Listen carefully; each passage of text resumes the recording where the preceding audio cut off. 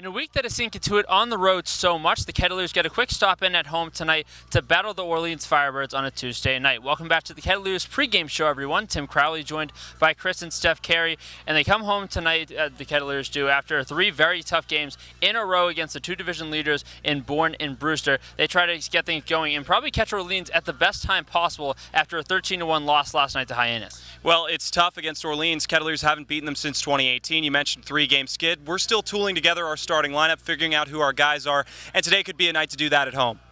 Looking at this pitching matchup today, we've talked about how some teams have gotten that championship atmosphere to make the transition straight from the College World Series into the pennant race of the Cape Cod League. Orleans gets that today as they get a Vanderbilt right-hander in Thomas Schultz. Well, he's 4-2 with a 4.09 ERA, 40 strikeouts and 44 innings pitched. The right-hander's looking to get after it against the Cotuit Kettleers here and keep the East rolling against the West.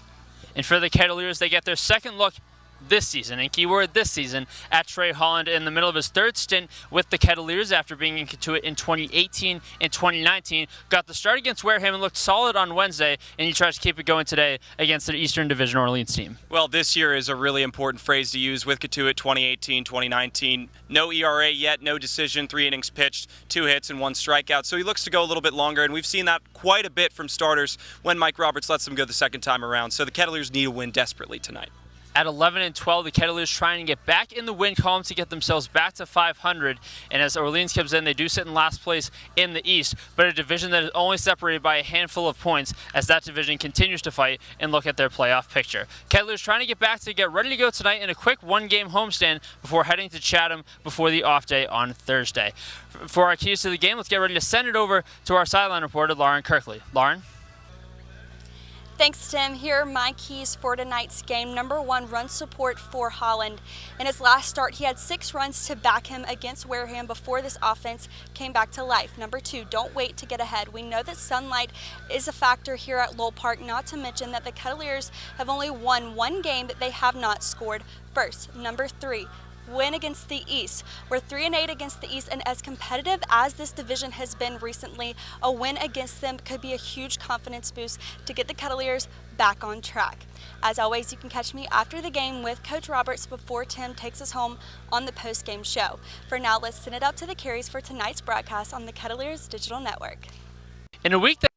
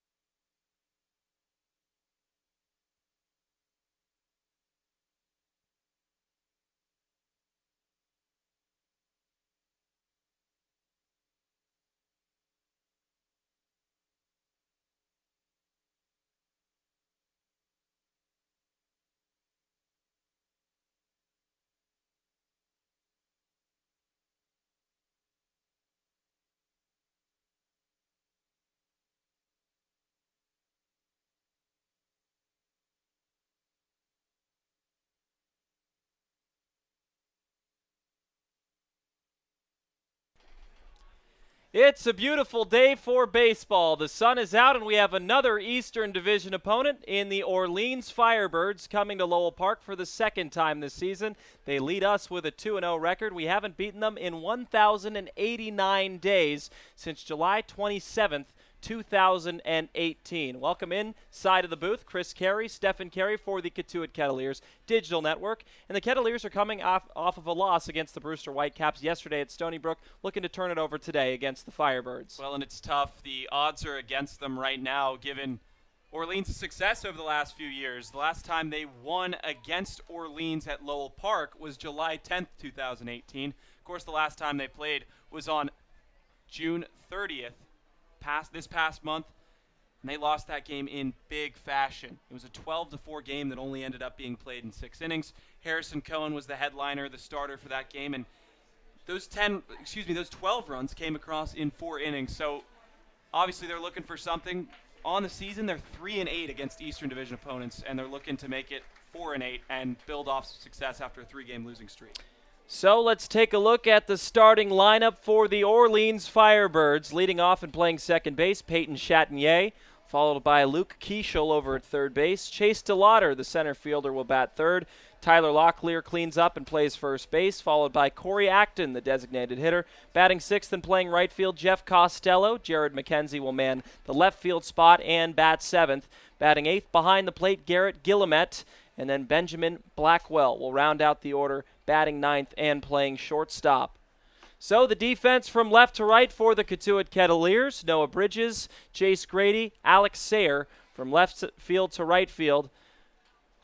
Carter Trice at third base, making his first start for the Kettleers out of Old Dominion. Ryan Ritter at shortstop, Eric Brown at second, and the usual suspect Nathan Martorella at first. Matt Donlin will get the start behind the plate after a day off yesterday. Matt Suggs did excellent work against the Brewster Whitecaps. And then a former Kettleer in 2018 and 2019, Trey Holland, the left-hander out of Denison University. In his first start, he went 3 innings, 1 hit, 0 runs, 0 walks, and 1 strikeout against the Wareham Gatemen. And they had 6 runs of support there. The Kettleers offense looking to do that and more against the Orleans Firebirds today. Well, and hopefully they can slow Orleans down in the first inning. In the last game started with a single by Peyton Chatinier. Jared McKenzie hit a double that brought Chatinier in, and then a 2-run home run by Tyler Locklear. So 3 runs in the first inning, and they scored in each consecutive inning after that, going to the fourth. It was 3-2-2-5, and that's not a recipe for success, especially with an embattled Kettleers team who's lost 3 straight and really trying to find their identity with some new pieces. We've had some questions, some concerns on what they're going to look like moving forward, and I think today is the day that they begin to figure it out, but we're about to see what they put out on the field, Chris, and I'm definitely looking forward to see the product here at Lowell Park tonight. So we'll see Peyton Chatinier in the leadoff spot for the second game at Lowell Park. And the first pitch comes in. It is a called strike on the outside corner at 83. That's his fastball, Stefan. He doesn't have much velocity, but what he lacks there, he makes up for in command. Chatinier this season batting .265 with 13 hits, 3 home runs, and 10 RBIs.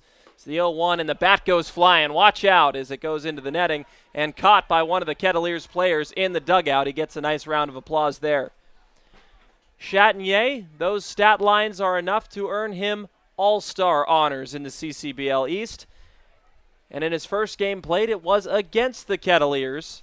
That was our boy Jake Brooks that made that catch. We saw him over there showing off the reflexes even when it's not bump day. Well, maybe he had something to say. From one all-star to another, 3-33, the bat goes flying, and he's quickly behind 0-2. Chatinier has manned that second base spot since Jace Young left for USA Baseball. And he has absolutely followed suit. Well, Jace Young is going to have some familiarity with our new third baseman, Carter Trice. Line drive into right field. Alex Sayer pulls up and plays it on a hop. Chatinier continues and gets his 14th hit of the season on an 0-2 pitch, or 1-2 pitch, excuse me. Well, he just sends it the other way. Pretty piece. Alex Sayer didn't have the best read on it, let him short hop, but able to make a play with his right bare hand to keep that in front of him, because if it went by, Chatinier certainly has the speed to nab second base. So now Luke Keeschel, who we haven't seen out of the University of San Francisco, is up. And so is the fastball. It's 1-0. 292 on the season with 7 hits, a home run, and 4 RBIs. And this top of the order for the Orleans Firebirds continues to hit consistently. It goes Chatagnier, Keeschel, and then Chase DeLauder, another all-star. Chatagner's going to go. Changeup inside, and that's high all the way to the outfield. Will Chatagnier try to advance on Jace Grady? He will not. So no throwing error for Matt Donlin. He's had trouble keeping that ball down on runners headed to second base. Yeah, I was just about to say that, Chris. Really, especially from the knees. He has such good pop time, but the accuracy has been a bit of a question lately. Fortunately, Chatagnier slid in head first and didn't have the best view of the ball. Grady was playing deep enough in the outfield that maybe 3 could have gone first to third on that, but Donlin has not been super accurate on those throwdowns. I think it's in his best interest maybe next time with Chatagnier getting that jump to just hold on to the ball. That's his 5th stolen base of the season.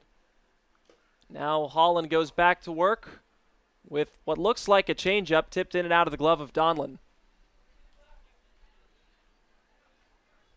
Another 1-2 count here. And this Firebirds team is last in the CCBL East. Now, mind you, it is much more competitive than the West. Any team can still make the playoffs. They have 8 wins, separated by 4 different wins against Harwich, where Harwich is in second with 12.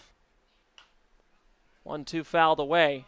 Standings as it stands right now, Bourne 18, 2, and 3. Cotuit in second at 11 and 12, a losing record. Wareham has 8 wins, 12 losses, and 4 ties. Falmouth 8, 12, and 2. And then Hyannis 4 and 19 after back-to-back wins last night.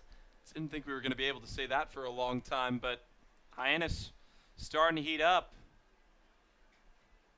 Some of the interns are saying the Hawks are hot. And a nice slider gets him handcuffed on the inside. That's the first strikeout for Holland.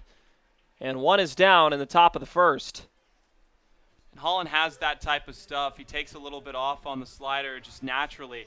Doesn't have a ton of velocity. You mentioned it at the top of the broadcast, but in his last start, he went 3 innings, only gave up 1 hit, no runs, no walks, and 1 strikeout. So a pretty good day at the office when he played at Wareham on July 14th, but I think the expectation, like it is for many of the pitchers in their second start, is to go a little bit longer than that 3-inning cap that Coach Mike Roberts puts out. And we were talking to Terry Moran and Roy Reese that pitch count may be a factor for some of these guys. Around 75, 77 pitches is when he's been pulling guys this season. So he has to keep that pitch count down if he wants to go deeper into this game. There's a strike to Chase DeLauder, another all-star that we mentioned. He has raked for the Orleans Firebirds. Also can pitch a bit, too, as an opener. But playing center field today, we've seen him at the designated hitting spot at .303 with 23 hits, 6 home runs, team leading, and 13 runs batted in. That's good for first in home runs and second in RBIs for the Orleans Firebirds, as he's behind in the count 1-2. Not to mention he's the team leader in batting average. You said .303. This is the ideal situation for him. 1-2. Fouled away. Is it playable? Trice will let it go out of play, and we'll see another pitch. Man waiting on deck leads the team in RBIs. Tyler Locklear with 18. Closest Kettleer is Luke Gold with 17, who also leads the team, and also bats in the 4 spot today.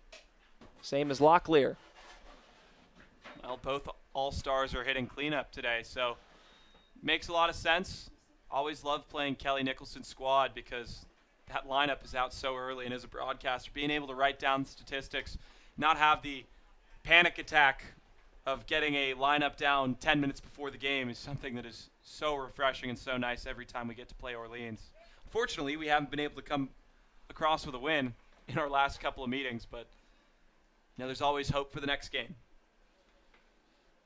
So now 2-2 pitch coming to Chase DeLauder from the stretch. Here it is. And he lifts that high and deep to right center field. Sayre's going to turn and watch that go. It is in the trees. He hung it, and DeLauder didn't miss it. It's 2-0 Orleans. That's the 7th home run of the season for Chase DeLauder, and he just continues to go.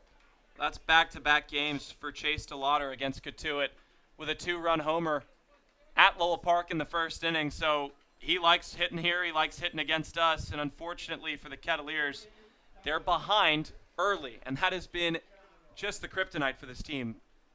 Almost an inability to come back in games. But when pitching has struggled, the bats have stepped up a little bit more. Starting to look a little bit like that first game here at Lowell Park. And that's not what you want if you're a Kettleer fan.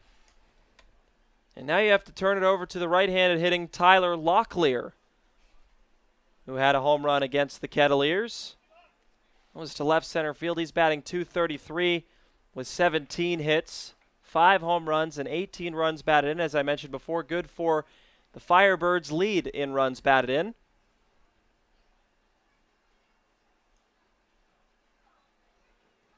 And it's good to see these mainstays. We've seen Locklear from the very beginning, as well as DeLauder from the first time we saw them, still here representing the Firebirds and doing a very good job of it. Locklear leads the team in runs batted in. Another one of those guys.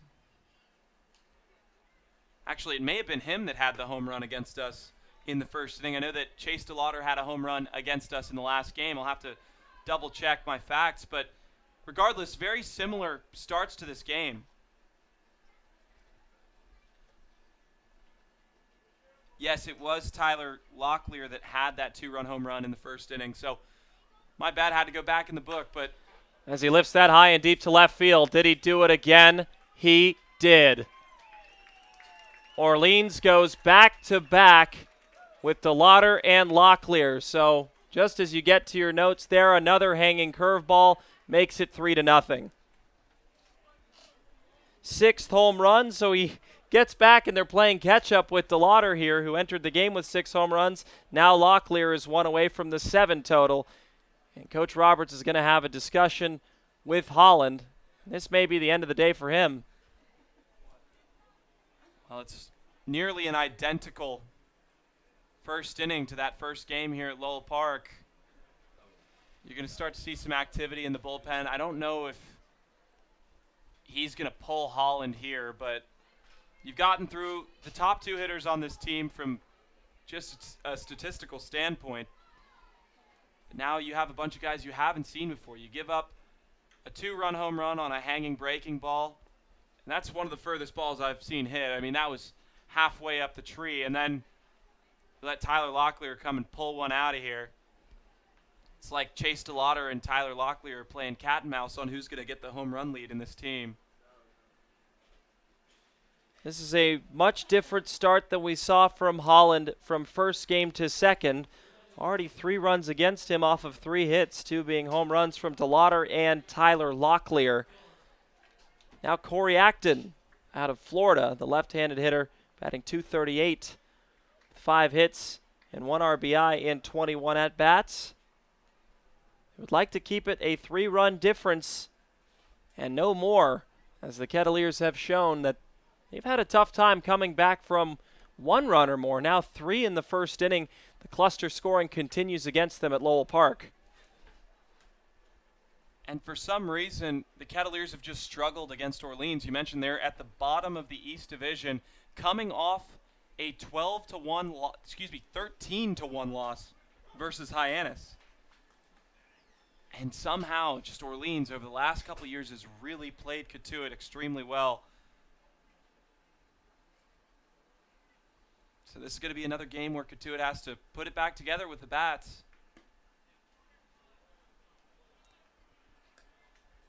Checking the schedule now, this would be the 2nd straight series sweep from yesterday to today. Brewster took all 4 games. Here, Orleans would take all 3 games. And the long, as that's bounced over to Nathan Martorella, he'll get it over to Holland, who beats him by a quarter step for the 2nd out. But as I was saying, Brewster took the first and only 4 games this season.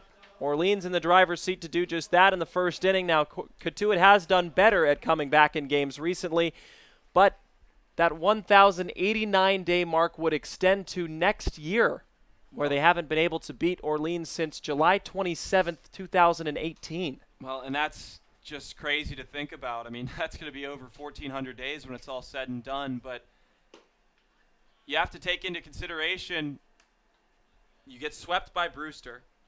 I don't think we play Harwich again. We lost both of those games. And now we've already lost the series to Orleans. So that's 3 East Division teams that have either swept us or won the series. That's just not too good for Cotuit. Still, saving grace is beating Chatham the last couple times we've played them, and we go there tomorrow, but certainly not what Coach Mike Roberts envisioned when he thought of the season. And the East is just a super competitive division. You look at it from top to bottom, Brewster in first with a 14-7-2 record, Harwich in second with a 12-7-4, then YD 10-8-6, Chatham 9-13-3, and Orleans 8-10-4. These teams are really, really neck and neck if you think about it. It's only a couple of points separating each team in the East. Certainly so, and Cotuit's, when it's all said and done on Wednesday, will have to face 3 straight from Brewster, Orleans, who both have seemed to have Cotuit's number, to Chatham, who Cotuit has had some success against, but you never know what happens at Veterans Field with that awesome crowd of the Chatham fans. That team comes together there a lot. That pitch is fouled away, and Orleans is looking to punish the West after last night.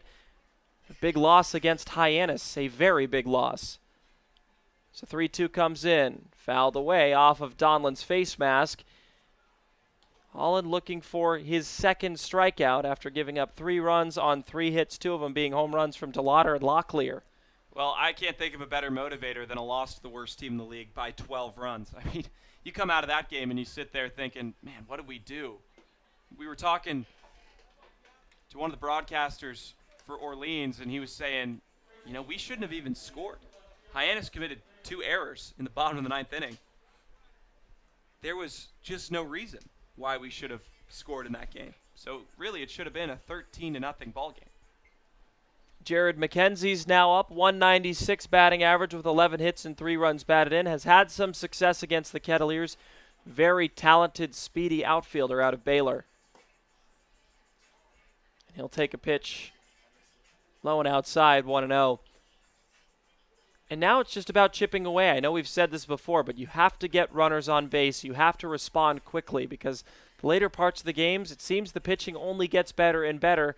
As you start getting fresh-armed relievers, you start getting other talent coming in. The bats will continue to come alive for Orleans as they come through. And you don't want to exhaust your bullpen here going to Chatham tomorrow. You do have an off day Thursday, so if you're going to blow it, maybe today, maybe tomorrow, then Friday, you're back against a Western opponent in Hyannis who has had some success over the last few days. So McKenzie lines it past the glove of Nathan Martorella. Costello will slam on the brakes at second base after a big turnaround. The ball gets away, but he won't advance. And that was a good throw in right field by Alex Sayre. I think that was the right decision by Costello to put on the brakes at second base. But now, again, 3-2 count. You give up a walk. Now you have runners on the corners with 2 down. I wouldn't be surprised if the day's over, and looks like it is.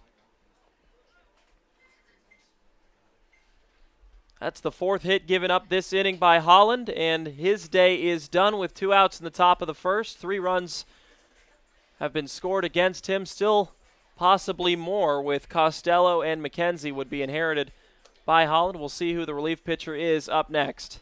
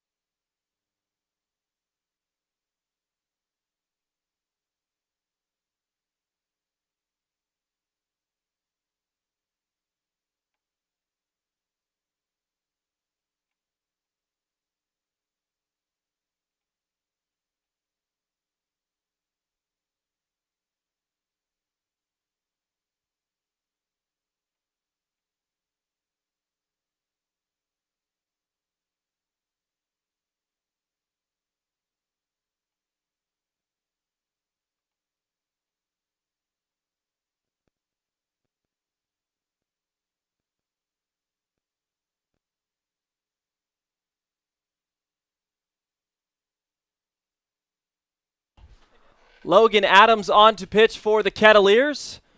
Right-hander out of North Carolina State University. First person he'll face is Garrett Guillemette, the catcher out of University of Southern California. Yes, the real USC. 6'6", and an incoming senior for the Wolfpack. He's got 2 runners aboard. Holland left on.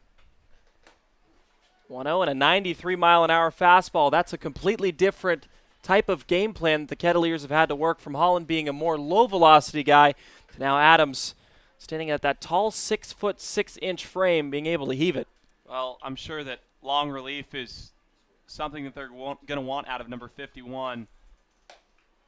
Because really, start off this inning in nightmare fashion. Now your pitcher's knocked out after only 2/3 of an inning. Similar to the Harrison Cohen start a few games ago when we played Orleans here the first time around, but we've only used 2 arms in back-to-back games. So there's plenty of bullpen rest, and I think that Coach knows that and is just trying to piece together a good pitching performance the rest of the way. 1-2, fouled away, went lower with that 93-mile-an-hour fastball. And the question mark isn't getting out of this inning, it's how the response will be offensively, because we've seen shades of great responses with Trice, Grady, and Eric Brown Jr. Considering the pedigree that Trice brings to the table, and then Grady and Brown, how well they've been hitting since they've arrived here in Cotuit. There's always a possibility as Adams gets him on the slider, leaves 2 stranded. But 3 come in to score off of 2 home runs for the Firebirds. We head to the bottom of the first.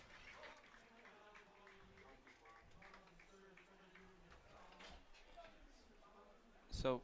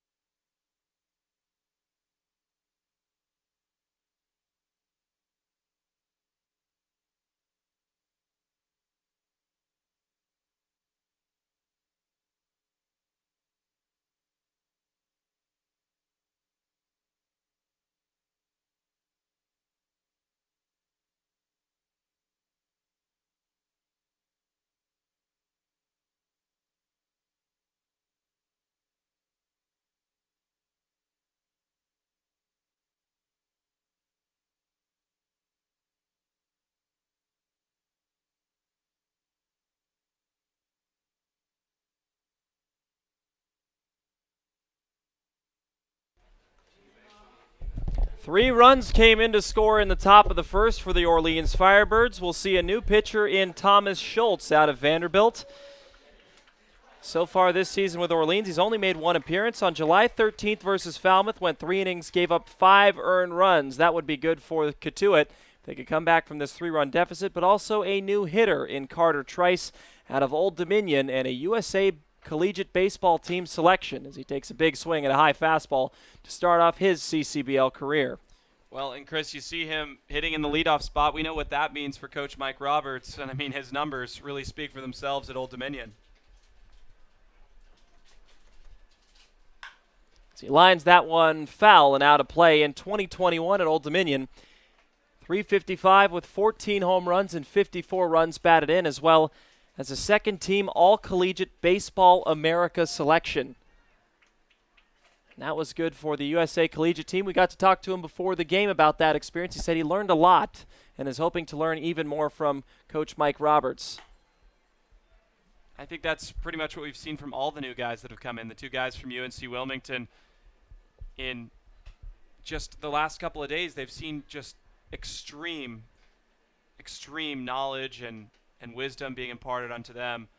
And I think that's really what people come and do. We didn't expect for Carter Trice to be a part of this team this late in the season, but if he enjoys his time, maybe he comes back next year and has a huge impact. And he could still have a huge impact here, given where Cotuit's standing.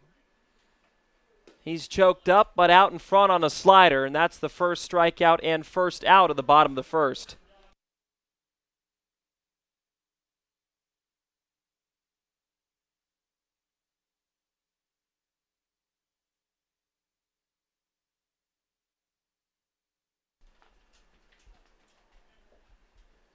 Good start for Thomas Schultz with the strikeout. Now you bring up Jace Grady, who's usually the leadoff hitter for the Cotuit Kettleers.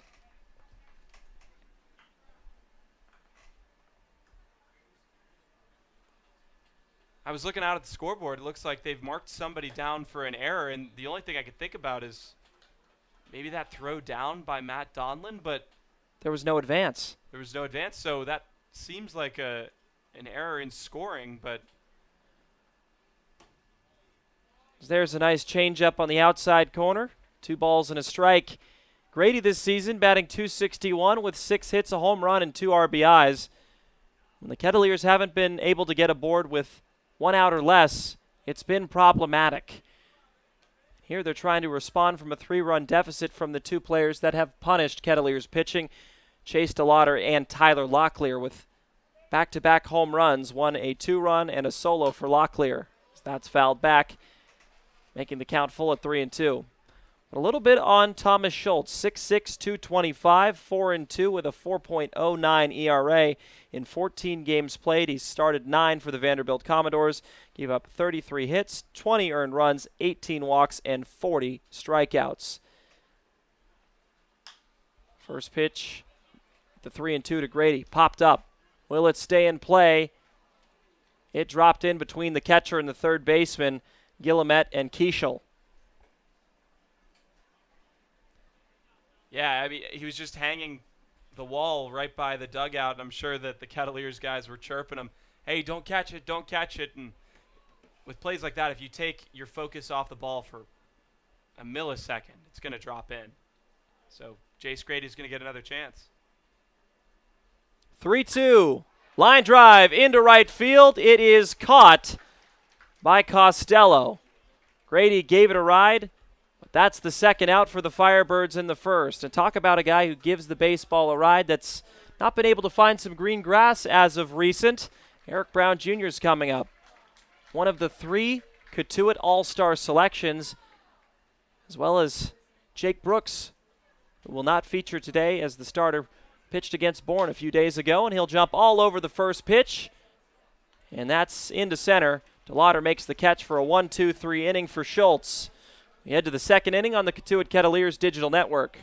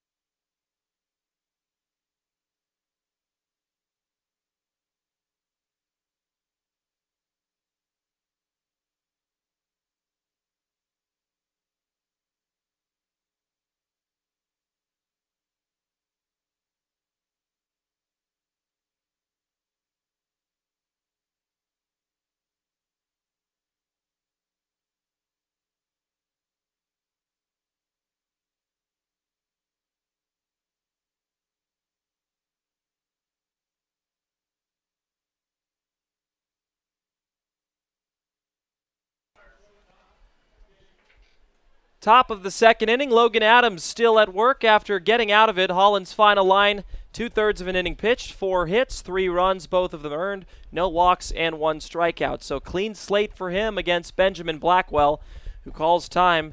On his season, he's batting .171 with 6 hits and 2 runs batted in.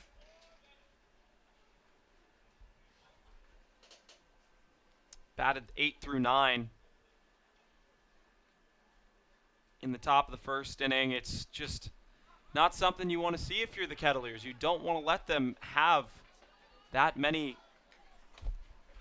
players come across the plate just to try and get their cuts, especially in the first. With a team that struggles so much with coming from behind at a ballpark where you really don't have much time. That was a long, long first inning, and light is often your enemy. The 0-1. Nice slider there, stayed up too high. You make a great point. When the innings are extended longer than they need to be, especially there when you go 1 through 8 like you mentioned, those innings cause trouble. As the Kettleers went 1, 2, 3 in the bottom half of their first inning, you want to turn it over quickly to your offense in the second and hope the game progresses faster on the defensive versus the offensive, as it's now 2-1. I think you're absolutely right, Chris. Just this team has struggled at the plate when the pitching has need them to be successful. What you can't have with pitching that's now having to do a mop-up job is also struggle at the plate. You have to help your pitchers out because this game could get ugly very fast. Like it did last time at Lowell Park. But it's still early. The Kettleers have done better at getting on the base paths later in the season with the new personnel that they've acquired. As there's a nice slider on the front door that gets him. Second strikeout of the day for Adams. Well, and it comes as back-to-back strikeouts for Adams. Got out of the inning with a strikeout, and that's the slider that's been working so well. And to be able to command a front door slider against a right-handed hitter, just such a pretty pitch. Accounting for the break, letting it clip the inside corner, so hard to read. So back to the top of the order we go. Peyton Chatinier. He had a single down and 2 strikes, and the first pitch he sees is a slider, this time to the outside corner, 0-1. Chatinier also had a base hit against the Kettleers last game, went to right field, so he's comfortable going the other way with it with the big gap between Brown and Nathan Martorella. That was his 14th hit on the season. The average continues to go up for the All-Star as Orleans tries to make it out of that pit in 5th in the East.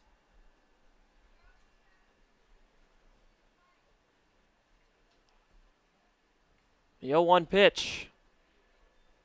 Stayed at around 93 so far. Wondering if he's going to put it up or he realizes that he may be a long man for the Kettleers over the next couple of innings, so they don't exhaust bullpen arms. Well, I was looking forward to seeing if Harrison Cohen would get a redemption here versus Orleans, the team that burned him, no pun intended, in his first and only start. That's fisted into center field for a 1-out base hit. Chatinier has 2 in as many innings. Starting off the day 2 for 2 as the leadoff hitter. That's all they can ask. Just get aboard. Start causing chaos on the base paths. Stole a base in the first. Ended up coming around to score off that home run by Chase DeLauder. And that's why he's in that role. He gets on base. Another thing that he does well is steal bases. He recorded his 5th stolen base in the first after reaching. Matt Donlin wasn't able to throw him out, and that's probably considering why he threw over. That's going to get away from Martorella and go all the way to the outfield wall. Chatinier isn't stopping, and now a long throw over to third is off the line. Picked out of the dirt by the third baseman, Trice. First to third, Chatinier goes, effectively eliminating the double play ball, and a fly ball to the outfield would make it a 4-0 ball game. Well, and that is the first error of the game. In between innings, I went and talked to the official scorer. Should I say, our own Tim Crowley went and talked to the official scorer and said there was a mistake on the scoreboard about an error for the Cotuit Kettleers. Unfortunately, there's no mistake there, just a bad pickoff move. New Orleans really hasn't had to work that hard to get their runs. 2 home runs And now they have a runner on third base with only one out. The job's pretty easy for Luke Keyshaw.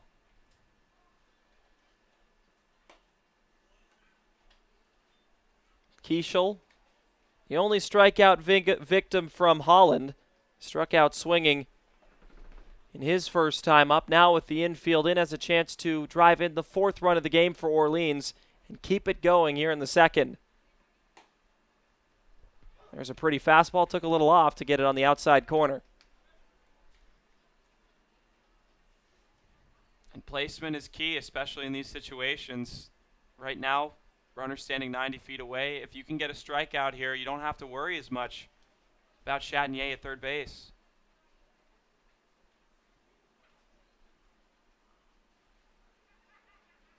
1-1 pitch. Lifted out into right field. Sayre breaking back, still going. It is off the wall. That will easily score Chatinier. And a long throw into second will not be in time for a stand-up double. It's 4-0 Orleans. That ball just kept carrying. It doesn't look like there's much wind. The wind that we see is blowing out the banner in right center field. But unfortunately for Sayre, that's exactly where the ball ended up. I mean, he just kept ranging back. Not the worst read. Saw it off the bat as a deep fly ball. But if you can make that catch, get 2 outs, trade the run for the out, you get out of the inning, only 1 run.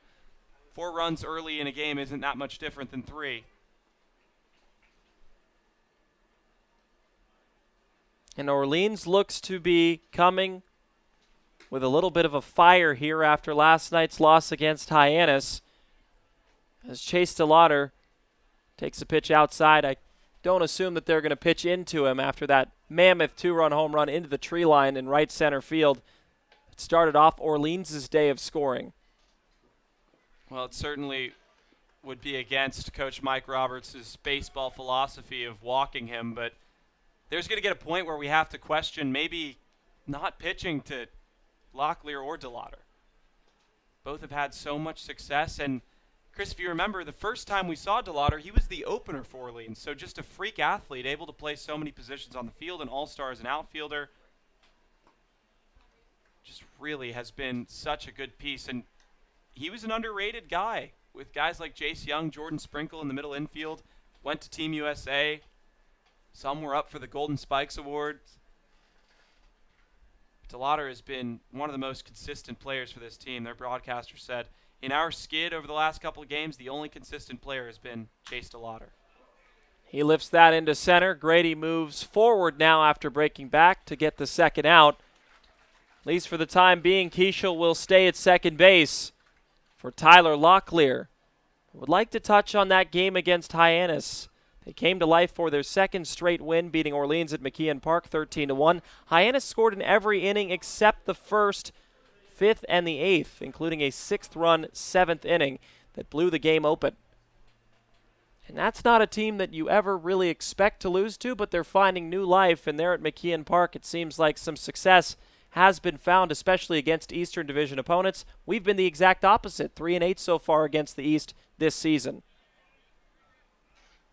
Well, and Hyannis is definitely going to cash in on all this player movement. You never know who they're going to pick up. Maybe some guys get released. I mean, look at who we have picked up over the last couple of games. Drew Compton comes to mind and how well he's done with us just from the YD Red Sox. So maybe they're going to get some guys from other teams, and maybe they'll just pick up good players on their own because who knows? The Hyannis team at the end of the year is going to be completely different than the team that started off. Now the 1-0 to Locklear. Slider in between short and third. They're going to wave Keishel. The throw revved up to the plate. Donlin cuts it off, now throws to second. The tag is in time. The run will count for run number 5. 2 come in to score for Orleans, but a nice alert play by Donlin to keep it at just that. Gold, Sayre, and Donlin in the second up next.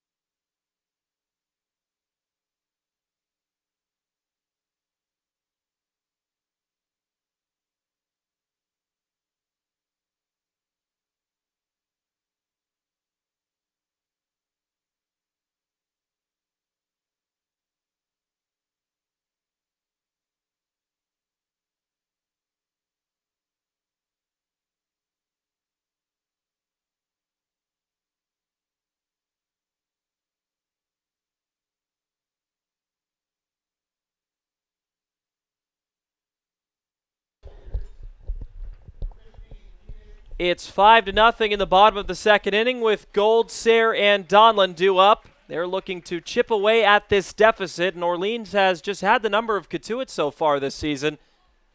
But this is a really great start for the Firebirds. We're trying to get out of that hole in the bottom of the East, as we mentioned before.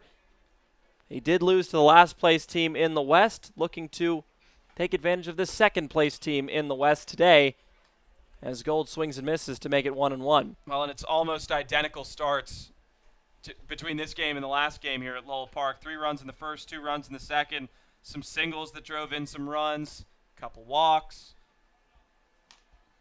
But the consistent thing is that the Kettleers just have not stepped up to the plate. They really need to continue to have some success pitching if these batters aren't going to do their job. Because last night, Brewster carried a no-hitter into the 8th inning. Ryan Ritter, of course, spoiled it, but that game only ended up going 8 innings. So 1 hit the entire game. That's not what this team is designed for. We know what they can do offensively. We've seen the games against YD. As Gold lifts that to right center field, it is shallow, coming on and trying to make the play is Costello. Gold trying to extend to second base. He'll slide in safely. That was in no man's land in right center field, and luckily for Cotuit, it lands for a double for Luke Gold. That's his 18th hit and prime position for Alex Sayre to drive in the first run of the game. I didn't think that was getting down at first. I certainly didn't think so either. But now Alex Sayre gets a chance to get his first RBI as a Kettleer, 500 on the season with 3 hits and only 6 ABs. Luke Gold, when we've asked him to do some stuff, he's always done it. And over the last couple games, his bat's starting to come back to Luke Gold fashion. And I think it's right in time for the All-Star game that isn't actually a game. It's just All-Star rosters. And you can't refute Luke Gold as an All-Star by just observing his numbers. He has been phenomenal, as that's off the end of the bat. Takes a weird bounce for Chatinier, but a productive one, moving Gold over 90 feet for the first out of the second. And if you're the Kettleers, you'll take it. I mean, you just move the runner over. You have 1 out, runner 90 feet away from scoring in Gold. Like we said, chip away. Chip away. That's all you can do is try and get back into this game 1 run at a time. And hopefully you slow them down, because the longer they take at the plate, the less daylight you have. It's so strange to be able to say that here at Lowell Park, but it is one of the unique factors of this ballpark. First pitch to Donlin, popped him up. Chatinier calling off, wondering if there's going to be a tag. Gold thinks about it, and the throw was off the line, but he scampers back to third base. So on the first pitch, Matt Donlin pops up to the second baseman, Peyton Chatinier, bringing up Nathan Martorella for the first time this game. Just to touch on Nathan Martorella, we were lucky enough to see him take batting practice before the game, and he was smoking the ball today. He seemed very locked in the zone, and right here, they need him to be to drive in the first run or more of this game with 2 outs. Watch out to the right side of the infield. That's plenty of room for him to work with. If he gets a pitch inside that he can turn his hands on, Luke Gold's going to score. The question is it going to be right at the second baseman? Is it going to be out? We've seen the opposite field power. That time takes a strike to make it 1-1. Gold had a very strange double to lead off the second inning, followed by 2 outs. We'll see what Martorella can do as he tries to go the other way with it. Will it stay in play? Keishel coming on, and in left field, it drops between the two in foul ground. That's the second time that's happened this game. Now in left field versus right by Cotuit's dugout. Well, that was such a tough play between Keishel and McKenzie. Keishel, the third baseman, was going way out of his zone to try and make that play, almost like a receiver in football, looking back to make a basket catch over his shoulder and just couldn't do it. That's a tough play to ask, but now it's a 1-2 count to Martorella, and you're really a strike away from getting out of this inning.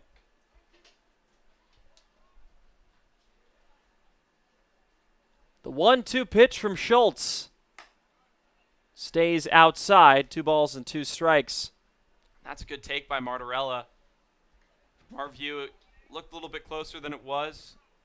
And right now, I'm really liking the strike zone for Mike Hinojosa. 2-2 in the dirt. Nice block behind the plate by Guillemette. You have to be a wall. Still down 5 runs. You just don't want to let the gimmies come in. You know, talk a little bit more about Mike Ineosa. Maybe this is a better conversation for next inning, but having a good umpire is something that the Kettleers fans are going to really enjoy. As that one misses off the plate, Nathan Martorella works a walk, and now runners on the corners for Noah Bridges, who's had 3 at-bats and no success so far. What a time here. One swing of the bat could put him within 2.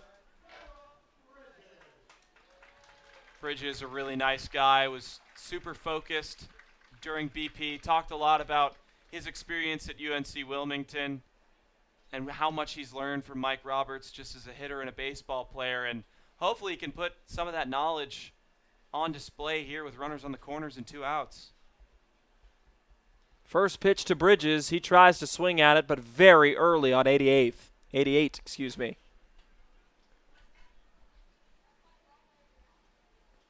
A lot of these guys get trigger happy. They want to come up and do immediate damage. And that was a good pitch to go on. I mean, it was down the middle, 88, certainly something he could time up. Now he's behind in the count. The 0-1. Blocked by Guillemette. Nice play there. Make it 1 ball and 1 strike. If they're not going to throw you strikes, take your pitches. Yesterday, that was not the same narrative when they faced Bryce Hubbard, who was just named the CCBL Pitcher of the Week after 5 innings and 9 strikeouts with only 2 walks and no hit ball. 1-1. Lightly lifted into center field. Coming on, and that's going to drop for a base hit. Another one. Coming in to score is Gold, and that's the first base hit of the season for Noah Bridges. So we have 2 bloop doubles, essentially, is how it's going to be scored. But Noah Bridges comes in and delivers at a good time. Kettleers have 2 runners in scoring position. Down by 4, Ryan Ritter has a chance to really do some damage here in the bottom of the 2nd inning and make this game not seem so scary, down by 4. Kettleers have had trouble responding at deficits, especially one as big as this in the 2nd inning. They were down 5 runs, now it's 4. As Ritter takes a first pitch strike to make it 0-1. There's Bridges' first hit in a Cotuit uniform. 2 strange doubles, and we're here. Ritter's now out in front on an 85-mile-per-hour slider. It's 0-2. Ritter this season batting .229 with 11 hits, a home run, and 3 RBIs. A base hit would likely score 2. Had the only hit last night. There's a little broken bat blooper out into left field, so still it's bittersweet, right? A hit's a hit, but you want the guys to barrel up the ball and make solid contact. 2 great takes by Ritter. Now it's all 2s in the 2nd. Wondering what Schultz will offer here at 2-2. The pitch. Ritter swings and misses, leaves 2 stranded. But 1 does come in to score for the Kettleers. It's 5-1 headed to the 3rd.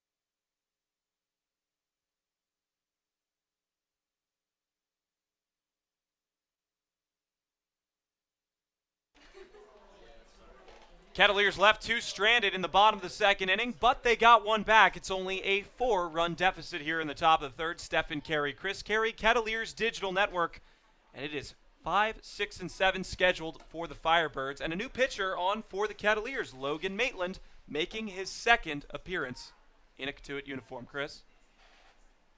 He's played in one game, went 1 2/3. This one's lined right up the middle. Logan Maitland had to get out of the way, and there's a leadoff base hit for Orleans. The punishing of the baseball continues for the men in red. That was a nice slider there, but the bat head came out, full extension swing, nice liner up the middle. Maitland had to get out of the way of that, but as I was saying, 1 2/3 innings pitched, 1 run, 1 hit, 3 walks, and 3 strikeouts. This may be the long man for the Kettleers that you were talking about, Stefan. He'll throw over to Martorella. And he came in relief of Logan Adams, who made his first appearance. Not the best outing, but of course, when you go down 3-0 in the first inning of any game, it's really going to be tough to bounce back from that. 1 1/3, 3 hits, 2 runs, no walks, and 2 strikeouts. That inning just seemed to keep going. Started off with back-to-back strikeouts, then started giving up hits. But now Logan Maitland is going to try and keep it at a 4-run lead and nothing more for Orleans. You can see Maitland has that big, lanky frame that kind of helps with his over-the-top pitching. We talked about his release point as the 0-1 is shot out into center field. Ryan Ritter couldn't get it. There's going to be runners on first and second with nobody out. Back-to-back pace hits starts off the third inning. Orleans once again is in business. It's already their 9th hit of the game, and we are with nobody out in the third inning. Seems very, very similar to the last time we played them. Plenty of hits, plenty of runs. And they're not stopping for any relief pitcher who hasn't seemed to find an answer to him. It's hard because the team itself is not demoralized whatsoever, but when you don't have an answer, it's crazy. Now there's going to be a meeting between the umpires, and I don't really know what this is about. So while they speak about whatever issue has come up on the field, it's interesting to note, Chris, Orleans has already surpassed their hit total through 3 innings. There's going to be an interesting call. I'm not sure what's going on down there, Chris. I have no idea what just happened. It seemed like a fair play, a base hit. The ball didn't hit Acton at second base. They called him out. Maybe was there a late tag applied when he rounded second? Well, that might have been just it. And coming in, trying to read that ball out in center field, I saw that Acton kind of got up awkwardly on the second base bag. So Kettleers benefit from that play, actually. So now there's 1 out and only 1 runner aboard as Maitland misses outside. 1-0 to Jared McKenzie, who also has a single on the day. So, Chris, it's definitely interesting to note that 7 out of the 9 players in this starting lineup, this starting batting order for the Orleans Firebirds, have already recorded a hit. And it's the first 7. The only 2 that haven't have struck out, Garrett Gillimet and Benjamin Blackwell. You know they're looking to get a hit. So McKenzie thought he was all over that pitch, but swings and misses, making it 1-1. Maitland has a very interesting delivery, Chris. His big leg kick starts to swing that left foot out almost towards the Orleans Firebirds dugout. It's caused some control issues over the last couple of games, but for the moment, he seemed to be hitting his spots. And he misses again outside. You talk about that tall, lanky frame. He does go over the top. He's 6'6", 175 pounds. He does have good command, and that's something you need to have down 4 runs because you don't want to walk guys. If they hit the baseball, so be it. Misses outside yet again. Matt Donlin telling him to calm down, and that's the veteran presence that Donlin brings behind the plate. Having a guy like that that's able to say, hey, man, just go in and fire strikes. We're down by 4 anyway. It's better to give up a hit than start walking people, because that's what really gets into the head of a pitcher. 3-1. Goes right at him, gets a swing and miss. Kept it up high, too. High fastball seemed to be problematic for both teams, Brewster and Cotuit, yesterday. Whether it was Hubbard or Dalton Rogers, they did a good job commanding that pitch. The way that it looks is it just stays up high versus dropping. Another throw over to first base. Doesn't seem like any of these relief pitchers are afraid to throw over after Logan Adams spiked one and ended up allowing Peyton Chatinier to go first to third.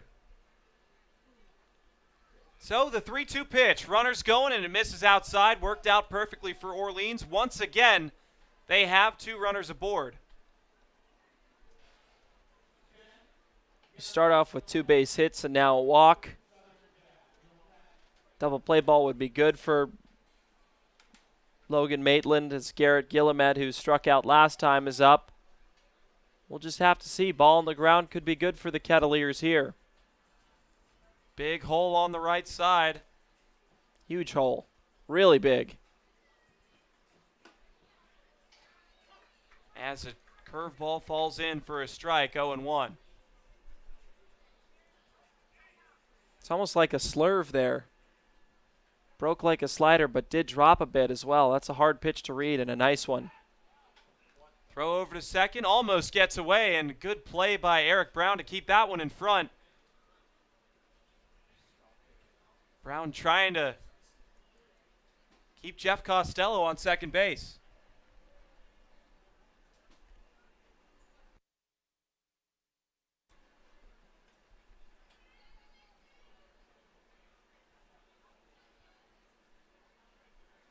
Pitch to Guillemette. 1-1. Sorry, I meant Guillemette. So much of my history courses just bring the guillotine to mind. And Guillemette could certainly... It's an odd thing for your history courses to bring up to mind, but... Another run would certainly feel like that here for the Kettleers as he swings and misses, and it's 1-2.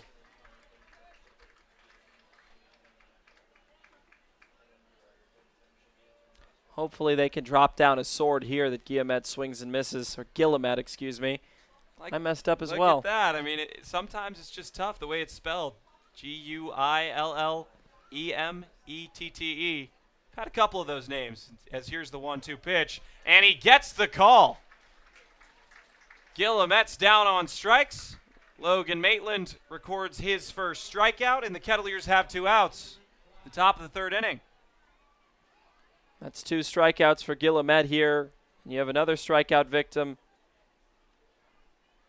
That's 4 for the Kettleers so far. Blackwell looking to manufacture another run for Orleans Firebirds. Blackwell, you said it, strikeout victim in the 2nd inning. That was the 2nd strikeout recorded by Logan Adams.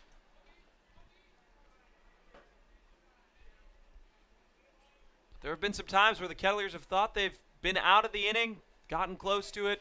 Orleans has said, no, sir. Here's the pitch. Blackwell tried to take a cut at it. Got nothing there. It's 0-1.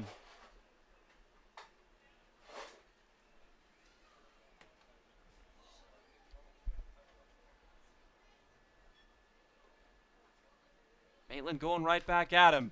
And Blackwell with the same big swing. That time he got a piece, just barely. Still had him out in front. Maitland had put up a great pitch. Now at 0-2, you can do basically whatever you want with the solid wall that is Matt Donlin behind the plate. I'm looking high fastball here, Stefan. That's been the pitch that's worked so far this season. Let's see if you're right, Chris. The pitch from Maitland. Shot right at Eric Brown. He's going to throw over to first, and the Kettleers are out of it. For the first time this game, no runs come across for Orleans. We'll go to the bottom of the 3rd on the Kettleers Digital Network.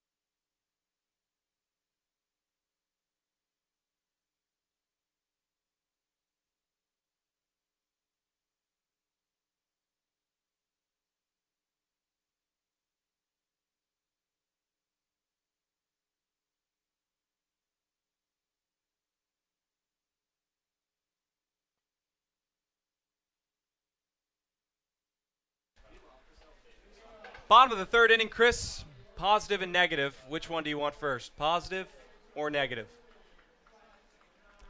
Let's go negative first. Well, the negative is the Kettleers are down by 4 runs.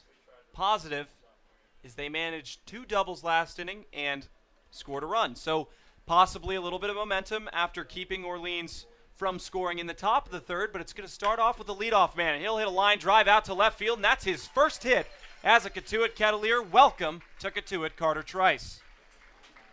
Sometimes the first pitch is the best pitch, Steph. Hanging slider.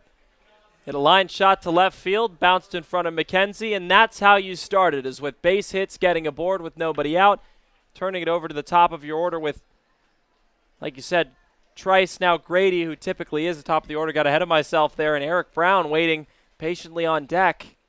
2 power-hitting guys for their size. We knew Trice was going to rack up hits in a big way. We just didn't know when it was going to start, as Grady shows bunt and misses 0-1.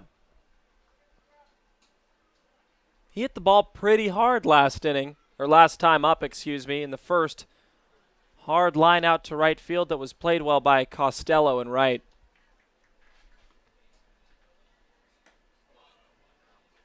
Big slider, uses the back door, gets the call. It's 0-2.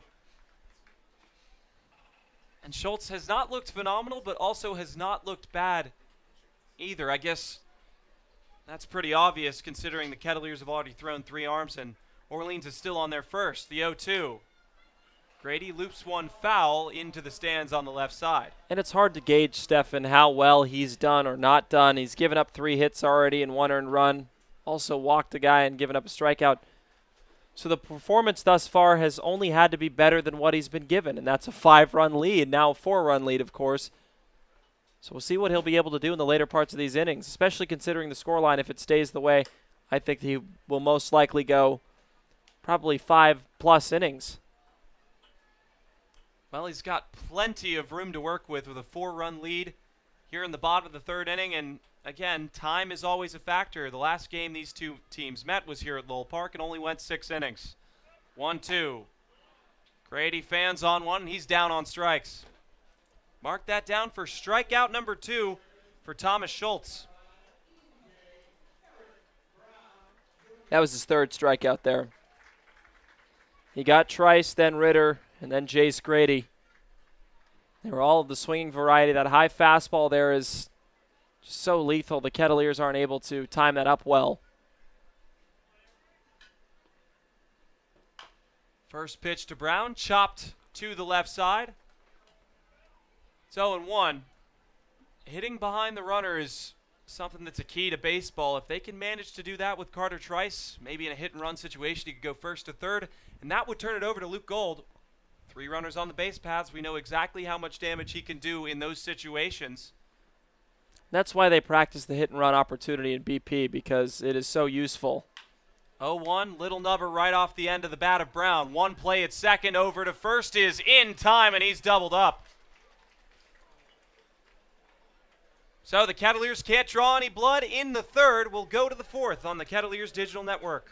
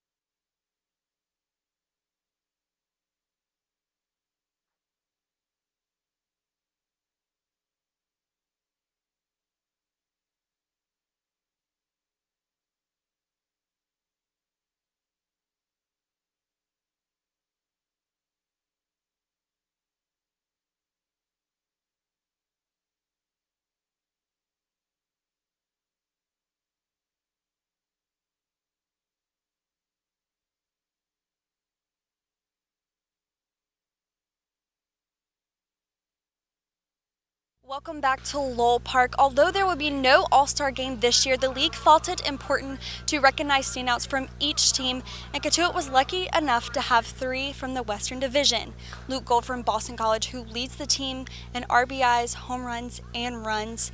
Jake Brooks from UCLA, who going into this past weekend led the league in ERA, and Eric Brown from Coastal Carolina University, who has been an everyday starter for this team since opening day and leads the team with 18 hits. I'll have the opportunity this week to sit down and talk to each of these guys on their performance this season. Be sure to check that out on all Cotuit social media platforms. Congratulations to these Kettleers. Back to you guys. Lauren Kirkley, excellent work as to be expected. And folks, be sure to listen in to her interviews with the team, with the players, with the All-Star selections, to be specific. And she brings up an interesting point. Eric Brown, as this one's shot out into right field and Alex Sayre will not be able to make a play, is listed as a utility player for the Cotuit Kettleers in the All-Star game. And part of me has to wonder, is that because another shortstop or second baseman has been outperforming him at the plate, but they need him for his glove? That is certainly something that is puzzling because he's done it on both spots. Speaking of outperforming, Lauren Kirkley out researching us on that one, giving us that nice little statistic. Great sideline hit again. If you call it sideline, on-field analyst is how I would call her now. She's really coming into her own. I'm looking forward to those interviews as well. 3 great players, 3 totally different guys, and they bring something different to the table each. Jake Brooks, obviously such an amazing command and feel for the game. Eric Brown, contact hitter with amazing defensive abilities. Then Luke Gold, pure power, great pop, great attitude, shows up to the field before basically everybody else. Can't wait to see that from Lauren Kirkley as the days come soon. Well, it'll be on YouTube, social media, everywhere, I assume. All over the place. Well, and you talk about guys that have made an impact. How about Peyton Chatinier, already 3 for 3 with 3 singles?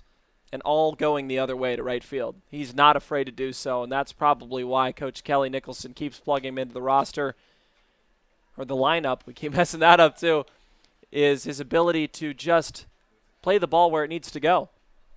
Truly, 3 for 3. Picked up hit number 16 off of that base hit to right field. It's already the 10th hit of the game for Orleans, Chris. I mean, we're going to look back at this game from a pitching standpoint, and nobody in pinstripes is going to be pleased, as that throw almost gets away from Martorella. The last time Chatinier was on first, there's a throwing error by Adams that advanced him all the way to the third, and he later scored. He already has 2 runs scored in this game as well, to add to his 3 hits. Big fastball to the outside corner, 87 miles an hour. Defensive swing, and Keishel had no chance on that one. Strikeout number 2 for Logan Maitland. That was just a downward chopping motion from Keishel. He didn't have any swing to put any power behind that. Great pitch by Maitland. Don't think that he was looking fastball there. Maybe slider. Had to extend his arms. Good second strikeout, and you needed it there with the speedy Chatinier at first. And this is the guy you have to worry about, Chase DeLauder. Already a 2-run home run way out to right center field. And I don't blame Logan Maitland for focusing on the runner on first. If he can manage to pick him off, the only damage that DeLauder can do is 1. And that's the type of mentality you have to have with a player like number 25 coming up to the plate, with how much damage he has done at Lowell Park and against the Kettleers in particular. 1-0 to DeLauder. Falls in for a strike. He knew it. It's hard for me to really fathom what the approach is for this guy in particular, because you don't want to leave it over the middle. You almost want to pitch around him, but if you do that, then you've got Locklear waiting on deck. 1-1. Another fastball, this time on the outside corner. So Logan Maitland is switching locations and doing a pretty good job of it. But you can never be too careful with Chase DeLauder at the plate. He leads in 2 major categories, average and home runs, as he shoots one out to the left side, but foul. And he took what he was given, tried to go the other way. Playing off the bag was Trice, and it caught him by surprise. If that had gone down the line the way the outfield was shaded more toward right field, could have been a double, possibly more for DeLauder, considering that deep foul ground area and left. surprising to see such a shift on him. In the last game that Orleans played here at Lowell Park, Chase DeLauder's home run was to left center field right underneath the scoreboard. So he certainly can shorten up and put it the other way with power.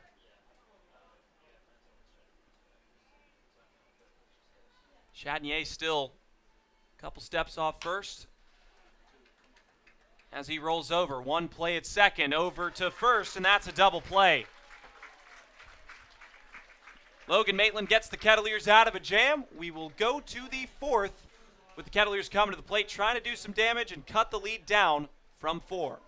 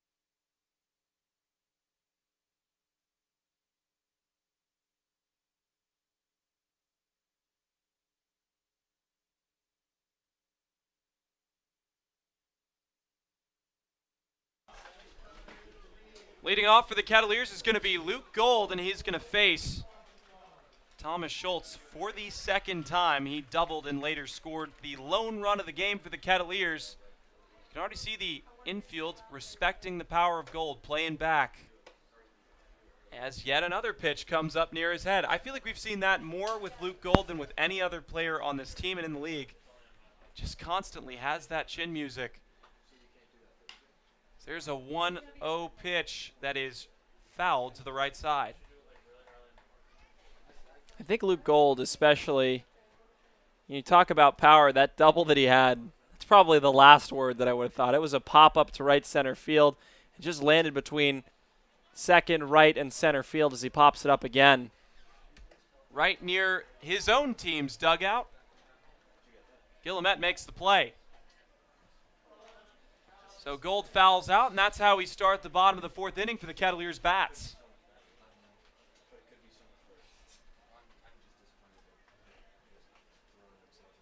These teams match up pretty well on paper. Obviously, when it's come down to the game, it's been a different story, but Orleans batting .241 as a team coming into the game. The 112 runs scored. Cotuit, .246 as a team, so only .005 points better. Take a guess at how many runs scored as Sarah lines one into the left field. As that gets down, Sarah's going to round first and chug into second. He'll be aboard with a one-out double. 3 of the base hits being given up by Schultz have been doubles, and that's the first true double that we've seen today. That was right down the left field line. On the inside, got his hands all the way around the baseball, pulled it down the left field line. Now with one out, you bring up Matt Donlin, trying to get a run here in the fourth. And Coach Mike Roberts is going to be really happy with Alex Sayre's performance so far today. Effective at bats, grounded out to the right side that moved Luke Gold over 90 feet with only one out. Just ABC baseball. That's what he wants to see from his players. But Chris, the answer of how many runs scored Cotuit has managed to rack up 111. So they have scored one less run as a team than the Firebirds as Donlin hits one out to the left gap. That's going to get down and foul. Man, that was close from Donlin. That time inside and up. And he's been seeing the ball so much better this season. That just curled foul, landing right by the line. That would have easily scored Sayre from second base, and Donlin would have had his 7th hit as a Kettleer. Well, Donlin seeing the ball better as he goes right at the 1-1 pitch and fouls it back. Definitely starting to see the bat come to life for the man out of UConn, and I think he's just looking for more opportunities to contribute on the stat sheet. And this is a really big one if Kettleers can manage to cut the lead to 3 or less. 1-2, and Donlin's way out in front. He's down on strikes for the first time. That is the 4th strikeout for Thomas Schultz. A good strikeout there, high slider. Had some break at the end. You bring up Martorella. Reached on a walk, worked the count very well. Now he wants to put the bat to the ball and score Sayre from second base. Create a 3-run deficit versus 4. But if you slowly start to come back in and your pitchers like Maitland and the other relief that come in can hold it down, you never know what's going to happen. First pitch change up to Martorella, gets the outside corner. It's 0-1.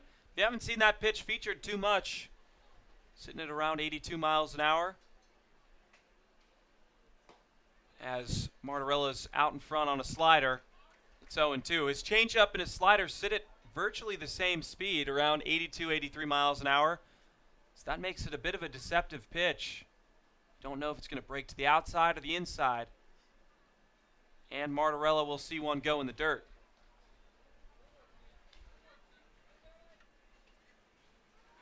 And he's been good behind in the count, working it. If he's not going to get a pitch to hit, he'll take it. He'll take his walks just as much, if not more, than any other player on this team. Pitch way inside to Martorella. He had to get out of the way.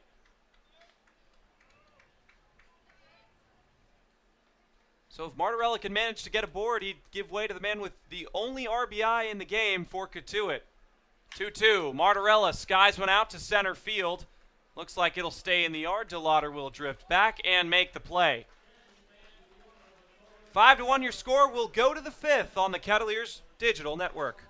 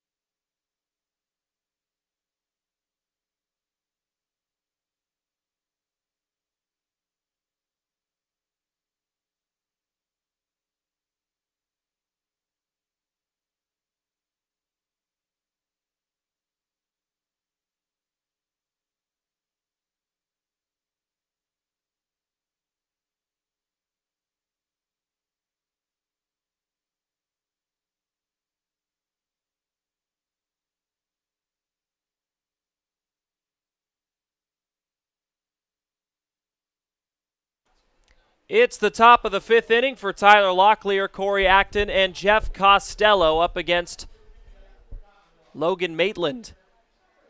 Locklear hasn't faced him yet, but already has a pair of hits. One as a solo home run in the first, and then a single in the second. Trying to make that 3 here, working that average up. And he seemed to have a lot of success against the Kettleers this season in particular. He would match the 3-hit total of Peyton Chatinier if he got aboard via base hit in this at-bat. Well, and both teams are looking for similar things, right? A win that's going to help you build and get off of a bit of a slide. Last night, 13-1 against Hyannis. And unfortunately, it's working in the opposite direction of what the Kettleers wanted. Orleans has been all over their pitching, and, well, if they can continue to keep doing this to this staff with getting base hits, hitting the long ball, it's really going to energize them here in the second half of the season. 1-2, fastball rings him up on the outside corner. Late call behind the plate by Mike Hinojosa. But Maitland will take it. That's his third strikeout of the game. I don't know why Tyler Locklear's too frustrated about that. The first two pitches that started him off were fastballs that looked outside as well. So why did he think that Hinojosa was going to change his mind on that call is beyond me. And with 2 strikes, again, you have to defend the plate. You have to try and get a piece of it. Not even an attempt with that pitch as close as it was. Now a changeup light ground ball. We'll see who gets to it. Martorella flips to Maitland, who gets there before the speedy Acton for the second out. A 1-2-3 inning would be perfect for the Kettleers in the 5th. They turn it over to their 8, 9, and 1 hitters in the bottom half of this inning. They have to get through Jeff Costello, who's reached base twice, once with a walk in the first, then a base hit in the third against Maitland. And I wasn't sold on Logan Maitland after his first appearance in relief just a few games ago, but right now he is pitching the lights out of this game. And there's no pun intended with that, of course, at Lowell Park and the lights starting to fade, but really hitting his spots, commanding the zone well, using the outside corners, switching planes, switching locations, switching speeds. He's pitching. He's not just throwing, he's pitching. 1-1 and a nice slider on the front door for a called strike. Haven't seen that pitch in a while either. We were talking about it in the first inning he came in. That was a money pitch that he was commanding really well. Ground ball up the middle. EB with the backhand. Tough hop across the diamond, and that's a nice play. Orleans goes down in order against Maitland in the 5th. We head to the bottom half on the Kettleers Digital Network.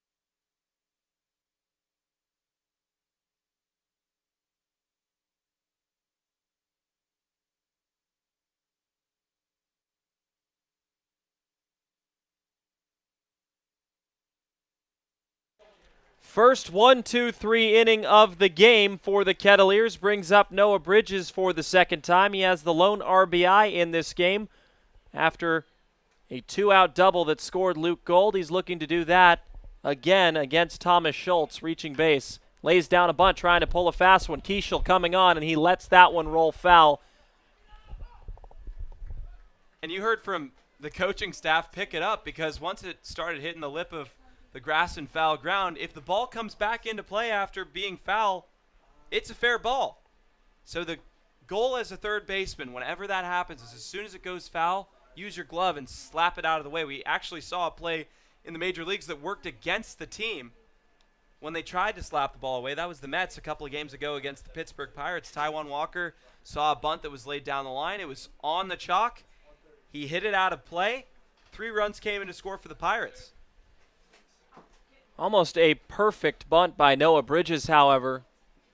The drag bunt almost worked to perfection, with Keishel playing at his normal depth. The 0-1. Now it's spiked in the dirt. Thought he was going to show again. He didn't.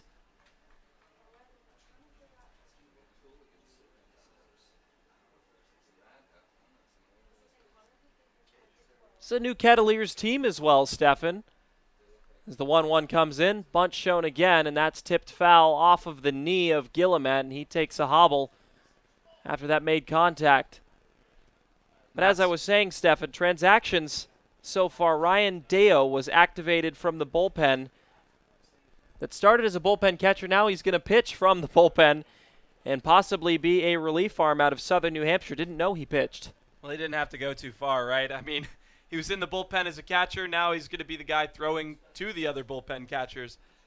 And this may be a situation, if this gets out of hand for the Kettleers, that we might get to see him come in and throw. I was joking with him, hey, man, are you going to get some innings today? He said, I hope it doesn't come to that, but if it does, I'm ready. So he understands. He's made some lighthearted jokes about his situation, but one of the best guys on this team in terms of just accepting his role in the bullpen catching and just learning from Coach Mike Roberts, because so many players want to come to the Cape League and learn from these highly intelligent coaches so they can up their game. And at Southern New Hampshire, he's certainly going to be much more capable as a defensive catcher after learning from Mike Roberts.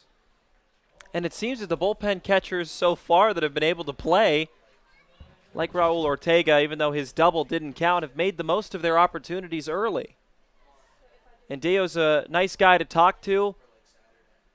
Wonderful member of this team, helps out so much, takes batting practice, does everything that the typical player does, and now possibly could get his chance as the 2-2 misses upstairs.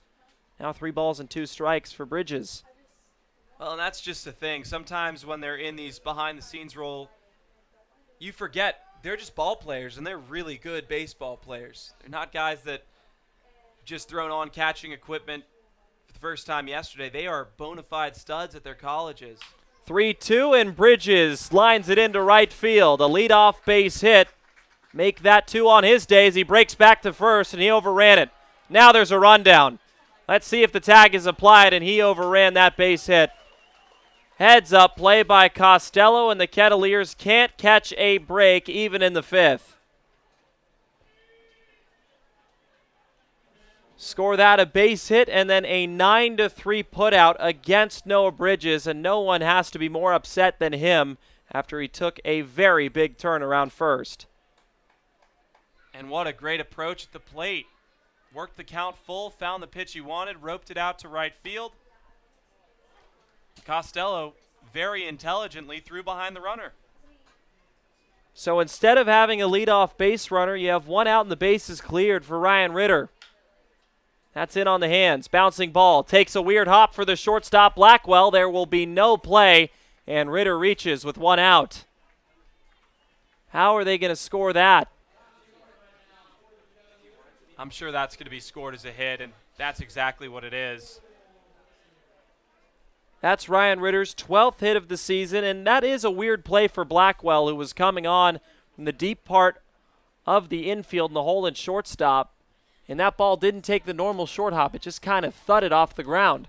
My question is, how would Blackwell have played it had Bridges been aboard on first base? Would he have waited back, tried to get the lead runner? I think that would have been the best possible outcome, right? That was a slow breaking pitch, and Ritter got a piece of it out off the end of the bat. And instead of waiting back, I think he anticipated that maybe it was playable in the air, so he could have caught it just on the fly, but again, tried to stab it. Didn't work out. Ritter's aboard. The 1-0 grounded to Blackwell. Will have another chance. Flip to second, over to first. There will only be 1 out as Trice beats it out. 6-4 fielder's choice play, and the inning continues for Jace Grady. Well, and that could have been a double play, but again, Blackwell double clutches at shortstop. Sometimes that happens. We see that mistakes begin to build, and you start to lose your confidence over at the position. I'm sure he's happy that he got that ball out of the glove and flipped to second, so at least you get the lead runner. But you keep the inning alive for the Kettleers. Grady jumps all over the first pitch. DeLauder giving way for McKenzie for the 3rd out. So no runs come in into the 5th. We head to the 6th.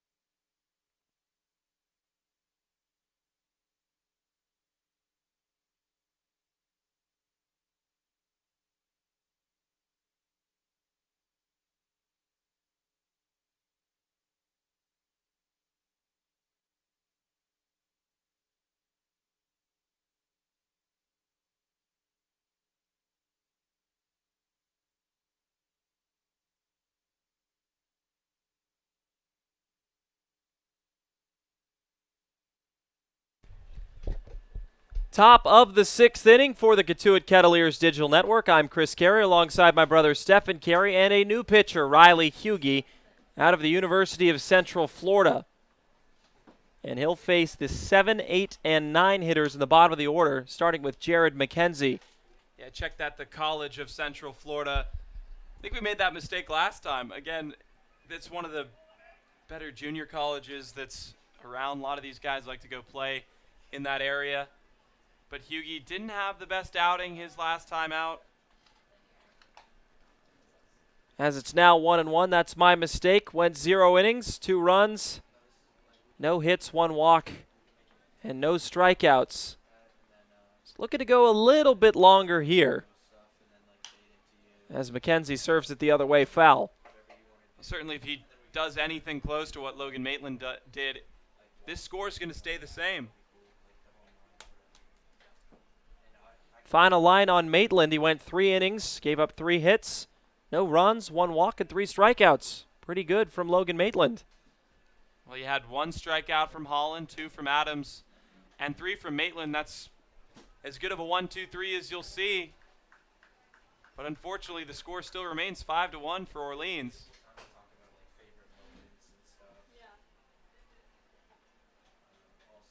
Yeah. 2-2 pitch from Hughey. Slider off the plate, 3-2.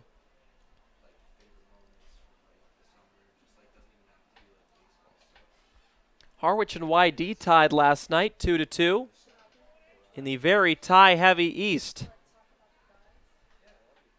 3-2 pitch. McKenzie working a great at-bat here. We talked about Orleans and Hyannis. Hyannis won 13-1 at McKeon Park.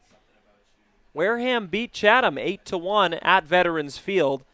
Then Falmouth lost to Bourne at Doran Park in the 9th inning, 9-8 off of a walk-off home run. And Chatham, another team that's really struggling in the East. As McKenzie works a leadoff walk against Hughey. But an even bigger story is Bourne just can't seem to lose. No matter what happens, they manage to battle back. Walk-off home run at Doran yesterday. Reeves Jackson was on the call. I know he was amped up about that one, but they just can't be beaten. No matter what you throw at them, it's just never enough. The team has so much resolve. They fight back. They have everything from top to bottom, pitching to hitting, that it's going to be a tough test for anybody that runs into them in the playoffs. Now, historically, Bourne has had some trouble when they've been the top team in the league. Oftentimes have been a first-round exit to teams that have sat at 500. They go for it early and then start to fizzle out. So if you're a Kettleers fan, that's what you're hoping for. But this team seems like a different animal up in Bourne. That runs inside to Garrett Guillemette, who has a pair of strikeouts. Looking to get his first hit.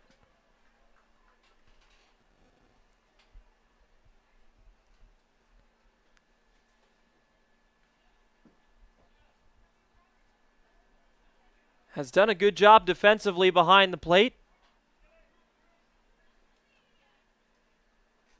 Now the 1-1. He's behind on a fastball at 89.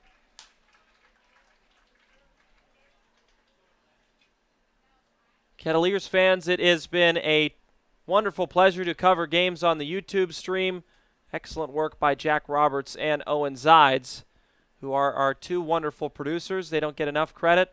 I don't think if I talked about them every single day, all the time, they wouldn't get enough credit, as a high fastball gets him for the first strikeout of Hughey's CCBL career, bringing up Benjamin Blackwell. Be sure to comment, subscribe, like it, everything that we've been doing. The Kettleers social media. Lauren Kirkley obviously is active on there with her sideline hits. Tim Crowley is there as well. Subscribe to the YouTube. Give us feedback. That's what we're here for, is to learn.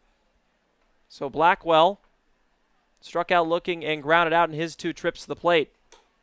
First pitch he sees is a very high fastball. Guillemette, unfortunately, 0 for 3 with 3 strikeouts. The trio. You don't want to get to the turkey or the quartet of strikeouts, say going 0 for. After his 3 strikeout trip, now Blackwell looking to not get his second strikeout and reach base.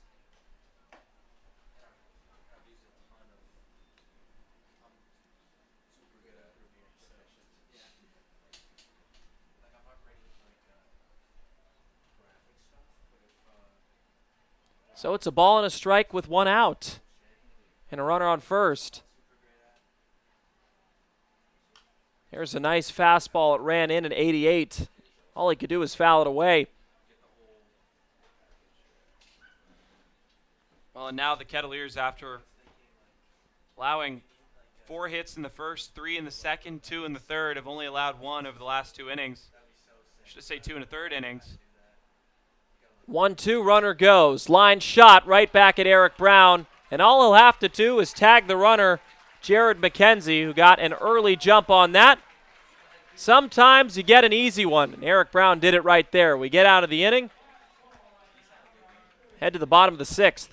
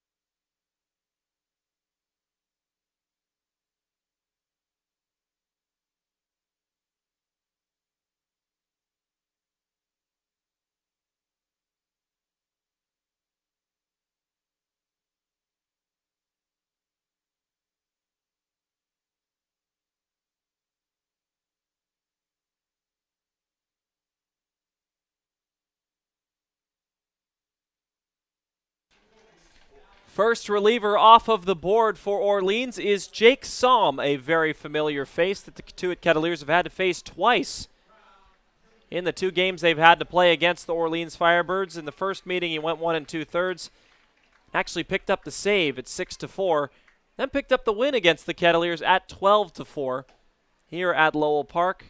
Only went an inning and zeros across the board. But here in the 6th, after a 5-inning, 6-hit, 1 earned run, 1 walk, and 4 strikeout performance by Thomas Schultz, is in to keep it a 4-run ball game. As Eric Brown lifts that one deep to left field. Now calling off is McKenzie. It looked a lot deeper than it was. There's your first out. Back-to-back flyouts to left field between these 2 last innings with Grady and Brown. Brings up Luke Gold. And Somm has been very effective in putting the ball in play and trusting his defense. This season 1-2 with an 8.73 ERA. That number does not reflect his performances against the Kettleers. First pitch, Luke Gold has to duck to get out of the way of that. More chin music for him. 9 games, 0 started, 1 save against the Kettleers.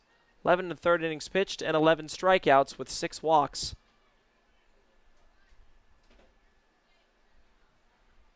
1-0.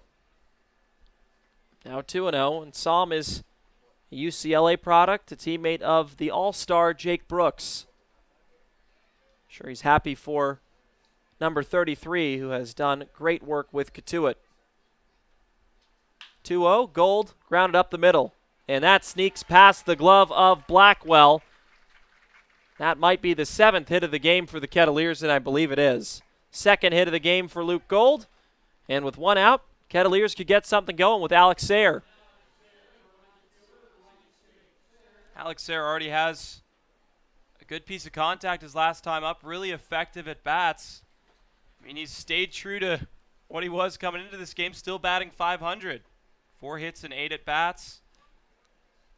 That's a deceiving stat, right? It's only 8 at bats, but he's made every at bat count. His 4-3 ground out his first time up moved the runner over and later helped score the first run of the game for Luke Gold.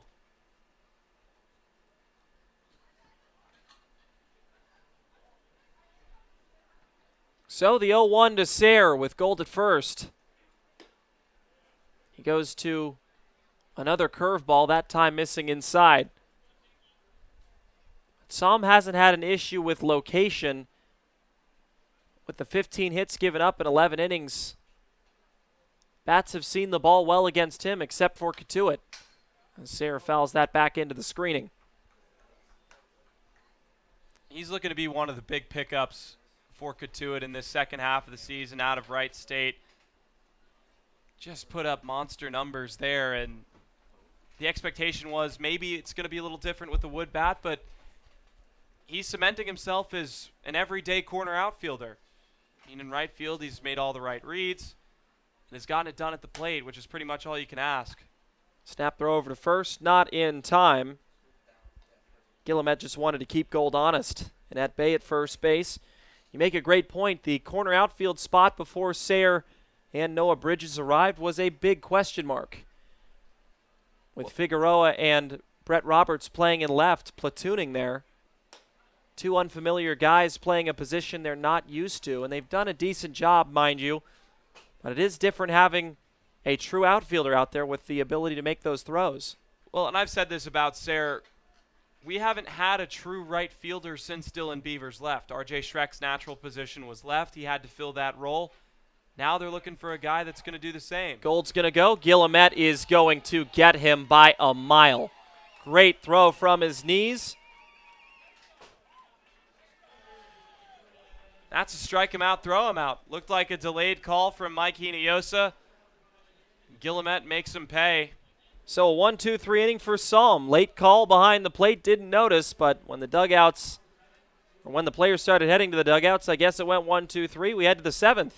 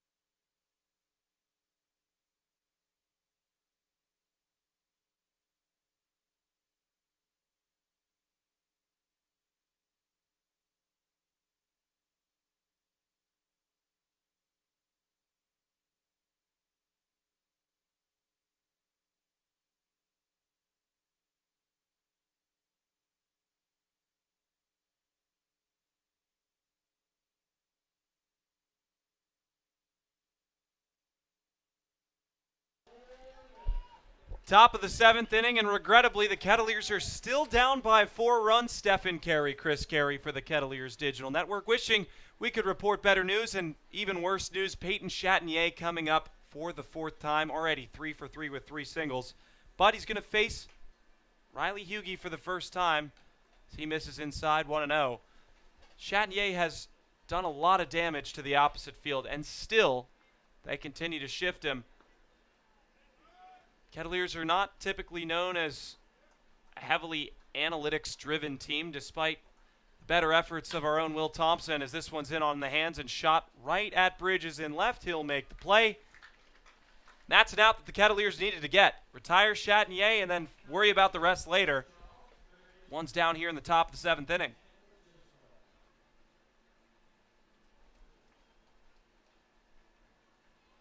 This top part of the order has done plenty of damage, but has definitely cooled down since the 4th inning.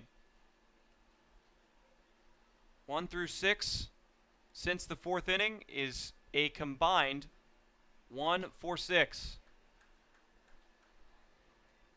Of course, the only hit that came from them, Peyton Chatinier, top of the 4th inning. So Hughey starts off Keishel the same way he started off Chatinier, with the ball starting off at 1-0. Keishel, line shot over the head of Eric Brown, and he'll be aboard with a 1-out single. It's the first hit of the game given up by Hughey. And with 1 out, Orleans Firebirds have really been good about putting it in that right center field spot, hitting it hard right on the nose over the head of Eric Brown, and you know he doesn't like it there, as he made a full extension jump to try and reach it. It was still 4 or 5 feet above that. Chase DeLauder grounded into a 4-6-3 double play his last time up, but he's proven that he's found some success against left-handed pitching, hitting a home run against Trey Holland in the 1st inning. And a home run and then some. We talk about how deep it was, but in that tree line, it is hard to get it out there. Used all the strength that he had and put it over, cleared the wall by a lot. Starting to work away from DeLauder, and I don't blame him. Don't want to leave a pitch middle in. Let him get his hands out in front, because that ball will be cruising for the trees out in right center field, as we've already seen in this game and the last one that Cotuit and Orleans played here at Lowell Park.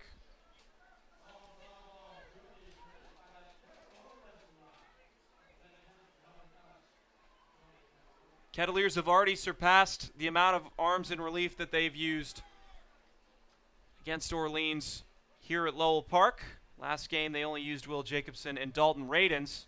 We haven't seen over the last couple of games, as the 2-1 pitch comes in and is upstairs, making it 3 balls and 1 strike. Today they've used Logan Adams, Logan Maitland, and now, of course, Riley Hughey, southpaw in relief. Hitters count. Let's see what the pitch is, and it misses outside. Chase DeLauder will be on base for the 2nd time, and well, really for the first time because of that home run. But I get what you mean. He reached all 4 basically with that home run in the 1st. Now in the 7th draws a walk, and that's all you can do is really work around him. But now you have the lefty-righty disadvantage with Locklear, and Coach Roberts is going to have a conversation. This may be the end of the day. Seeing the infield converge, he's not telling him to back off. Usually that means that he'll go to the bullpen. And that'd be an understandable thing for Coach Roberts to do, but with Locklear coming to the plate already 2 for 3, with 2 runs batted in, you have to be very careful with 2 runners aboard and only 1 out. Chris, what do you think this conversation's about with Coach Mike Roberts? Well, they want to get the ball on the ground. Don't want to keep the inning extended for this middle part of the order, because they still have gotten plenty of hits top to bottom. They've been excellent, the Firebirds have. Want to go back to Dalton Radens. He's no longer on the team. I believe that he was with that big group of players that were released with the draft and all of those things on July 12th. Didn't get to say goodbye to him, but what an excellent job he did for Cotuit. I'm looking forward to seeing what his career will lead. His such unorthodox approach to pitching, and it has worked for him plenty. Now the focus is on Tyler Locklear. First pitch from Hughie. Right at the shortstop Ritter. He'll play it over to first, not worried about the runner at second. Get Locklear by about a step and a half. Eric Brown a little confused why he didn't flip it over to second base. That becomes an effective out for Locklear. He moves both the runners over, and I think Ritter just wanted to make sure they got one out of it. It was going to be a bang-bang play at second. I'm not too sure about that, Stefan. I think Ritter didn't realize there was only one out because Brown was like, wait a second. There was a play at second, at least get the lead runner, but it wasn't bobbled per se. The way he gathered the baseball was not as fluid as he typically did, so maybe he was just trying to make sure to get that runner at least at first. Big slider misses outside, 1-0. And Cotuit cannot afford to have Orleans come across and plate any more runs than they already have. Bats have struggled, to say the least, for the Kettleers in this game. 1-0, chopper up the middle. Ryan Ritter charging on. He's going to have to make a play. He'll throw in time to first base. So the Kettleers keep the Wolves from breaking down the door. We'll go to the stretch on the Kettleers Digital Network.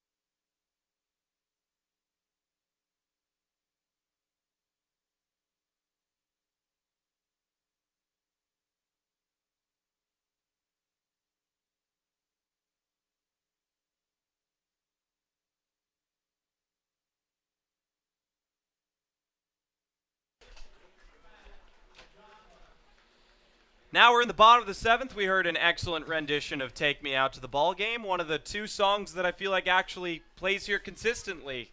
Between that and Hey Hey Cotuit, there's no room for anything else, but boys need to get rallied. First pitch to Matt Donlin misses out inside, 1-0. They need to score, and they need to score in a hurry, Chris, because light is fading, time is running out, down 4 runs, and have not been able to put anything together. With Psalm on the mound in relief of Thomas Schultz.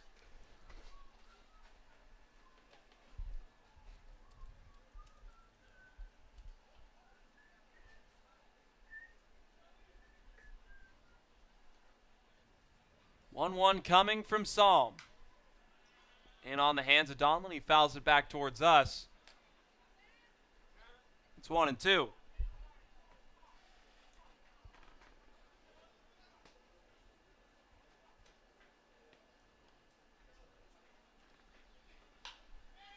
Donlin gets out in front of that one, skies it out to left field, hugging the line and making the play is McKenzie for the first out of the inning.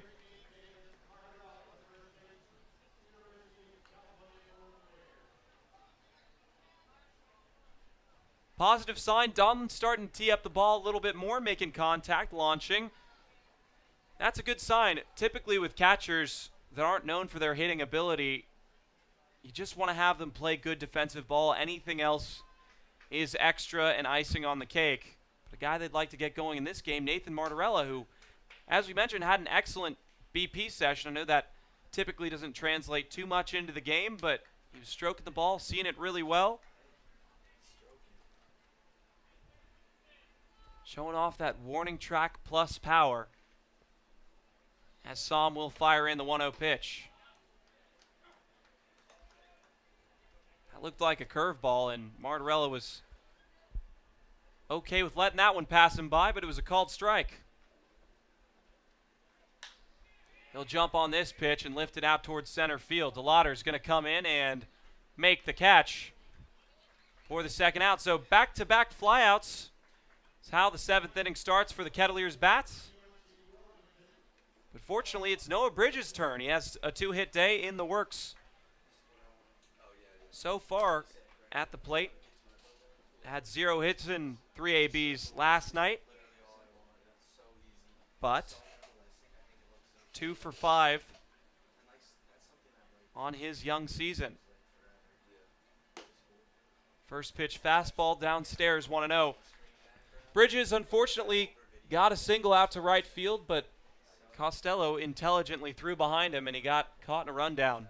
Huge turn, unfortunate. Bridges swings out of his shoes. And I think, you take a wide lead just in case, especially in Lowell Park, the way the balls have been misread in the outfield. But there, Costello came charging, crow hopped through to first and got him by about 2 steps, even though he slid back in. No one was more upset than Bridges there. Psalm tries to turn over on a breaking ball, but misses outside. It's 2-1. And the love language of Mike Roberts is base running. So, unfortunately for Bridges, his great day at the plate might be wiped out by that one mistake, and I certainly hope it doesn't. So he goes down trying to get a fastball, but couldn't get it. I think that's one thing that these players have learned more about than anything else. We saw it from the jump. Base running is key at this level. How can you manipulate the pitcher, get in his head, make him have mistakes? As the 2-2 pitch comes in, check swing, and he went around. Strike 3.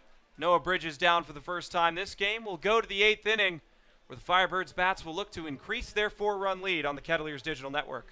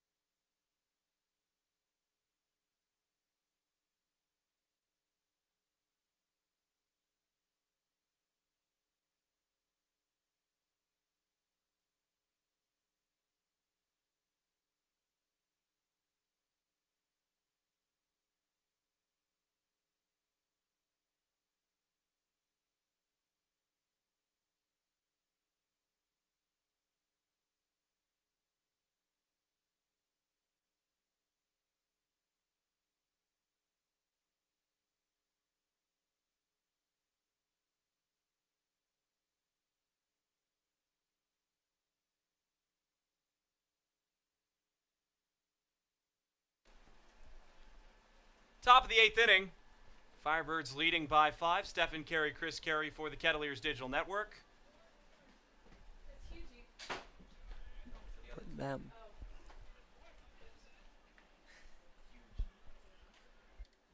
Riley Hughie back out as Costello shows bunt, and it skips on by behind Matt Donlin. Hughie's done good work over 2 innings. He's only allowed 1 hit, 2 walks, and a strikeout. He's kept the Firebirds from increasing the damage.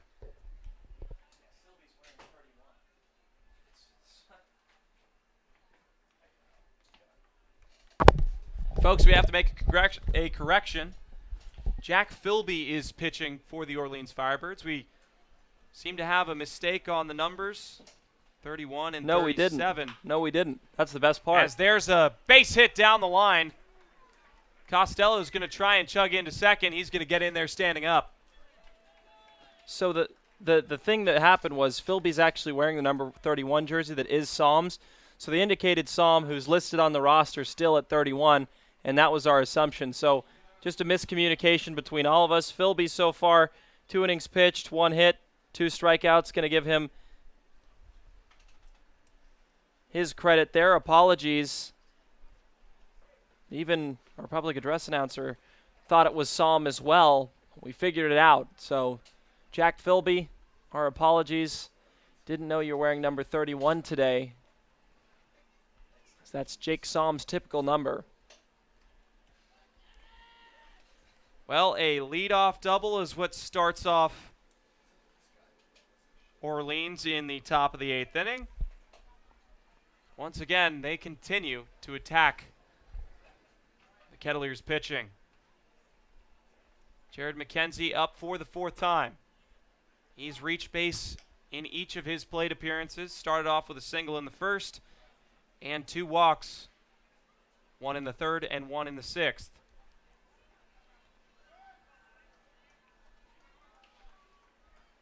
But a positive of our little mishap with the wardrobe is that we can talk about Philby next inning and give you the updated information on him as a pitcher.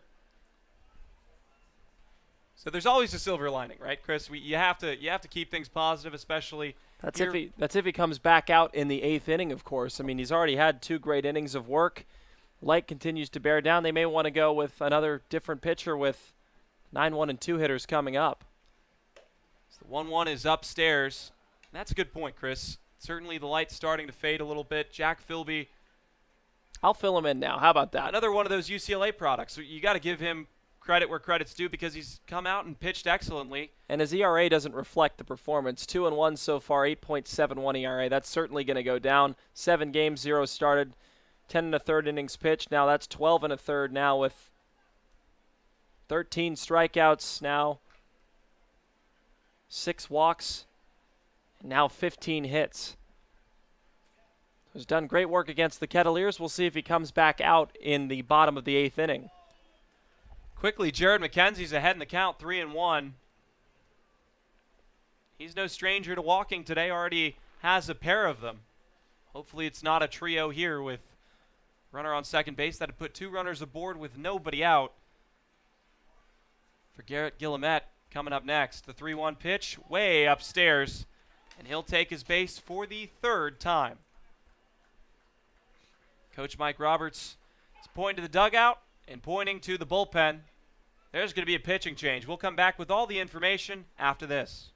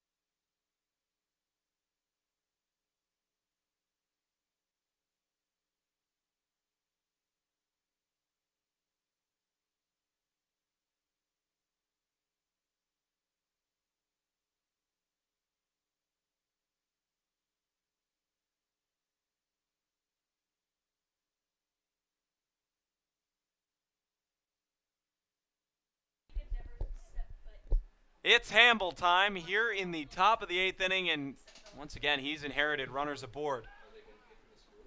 We haven't seen Hamilton Oliver in a while, but he's here in a tight situation in the top of the 8th inning with 2 runners aboard. Very talented pitcher out of Baylor. Riley Hughey went 2+. He has those 2 runners aboard, but he'd like to get out of this inning with no runs against his teammate or himself at 5-1. Well, Garrett Guillemette showed bunt. He's been down on strikes in all 3 of his at-bats. He'll pull back as that slider misses just outside, 1-0. Talk about it. The Kettleers run a wheel play like most teams. Corner infielders come in trying to make a play on the ball. Ryan Ritter will go cover third base. Eric Brown will go cover first, and they'll abandon second, concede that runner. But the whole point of the play is to try and get that lead runner at third base. With Garrett Guillemette having such struggle at the plate today, I'm sure they're really happy with him just to lay down a bunt and move the runners over. He'll show bunt once again. Throw over to second base and almost got him. I thought I thought they got him there. That was very close. Good play between Oliver and Brown. And, Oliver's numbers is 0-1 with a 12.78 ERA in 4 games. He's started 6 1/3 innings pitched so far. But this guy's come in situations where it's been uncomfortable, where runs being scored against him are almost natural. So I'm just wondering what he'll be able to do here, as the bunt obviously couldn't be put down. But his ability is very clearly there, as coming from Baylor and all of those things. What he can do here is possibly shut the door on Orleans in the 8th. Well, what he doesn't want to do is walk Guillemette when he's pretty much willing to trade an out to move the runners over. Don't load up the bases, make him beat you, and Guillemette looks like he's going to swing away, and Oliver's going to step off. Whole different approach to this at-bat. He's throwing sliders to try and get Guillemette to get underneath it, maybe pop it up. Now he squares around yet again. The 2-0 pitch way upstairs, and it's 3-0. We've seen a couple of at-bats this season where batters have gone this far ahead. They still square around for bunts. So part of me is curious, are they going to try and play situational baseball? We'll see what the sign is from the third base coach, but a 3-0 count, might as well just take your walk and load up the bases for Benjamin Blackwell. And he's still squaring around. Oliver's going to throw to second, Eric Brown covering, and Jeff Costello will slide back in safely once again. Still very interesting to see these pitchers be as aggressive as they are with these throwovers. Of course, with that throwing error by Logan Adams, move Peyton Chatinier over to third from first. The bunt attempt is not made as the slider falls in for a strike. Guillemette didn't agree with that. He thought it was up, and it might have been, but you just never know. You need that first strike, and Oliver got it. Part of me is curious whether Guillemette's squaring around to bunt, sort of a mind game with Oliver, and he'll square around yet again. Doesn't pull back, fastball down the middle, so Oliver has worked his way back into the count. Throws that fastball, Chris. I think it's because he's okay to let him lay down the bunt. When you're down in the count, you'd rather get the out. In a perfect world, you get a ground ball, maybe get a double play out of it, but with a bunt, just trade the out for the runners to be moved over. But Guillemette facing a full count. And another throw. Once again, Costello's back in safely. Oliver's done a good job getting back into this count because he knows how crucial it is to keep the Firebirds off the scoreboard here in the top of the 8th. 3-2 pitch. Skied out to center field. Jace Grady will track it. Give way to Alex Sayre, and he'll going to make a throw into second base.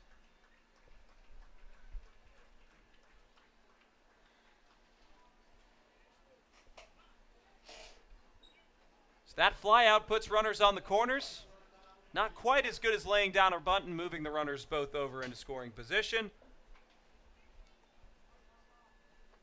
But the Firebirds have another run potentially standing 90 feet away. But you do have a guy in Benjamin Blackwell who last time up lined out to Eric Brown, who applied the tag for an unassisted double play to end the 6th inning. Ground ball would suffice to the middle infield, possibly get to and get out of it. And he'll square around and take a first pitch fastball in the outside corner 0-1. Squeeze bunt opportunity. Potentially a suicide squeeze if they manage to get the out at first, but I'm curious to see if they're going to try and run Jared McKenzie over at first base. He'll get the bunt down. Oliver's going to flip to Donlin. The tag is in time. Great defensive play by Hamilton. Oliver didn't even transfer it to his hand, flipped it out of the glove. Matt Donlin, excellent coverage of the plate. And the Kettleers stopped the Firebirds from scoring here in the top of the 8th inning for the moment. How about that from Hamilton Oliver? Gets right down on the mound. The bunt wasn't very good by Blackwell. Uses his glove hand to flip it to Donlin. It was a beauty, and Donlin applies the tag at the last second on Costello. Now you've got 2 down and 1 in scoring position with Chatinier, who we know has been a very big thorn in the Kettleers' side today at Lowell Park. 1 out gets you out of it, and it would be a great relief appearance for Hamilton Oliver. First pitch to Chatinier. Downstairs, Donlin popped up, thought about throwing it over to first. If I'm Donlin, I'm holding on to that baseball. Earlier in the game, he overthrew Eric Brown at second base. Sometimes holding on and not letting mistakes compile is the best possible decision.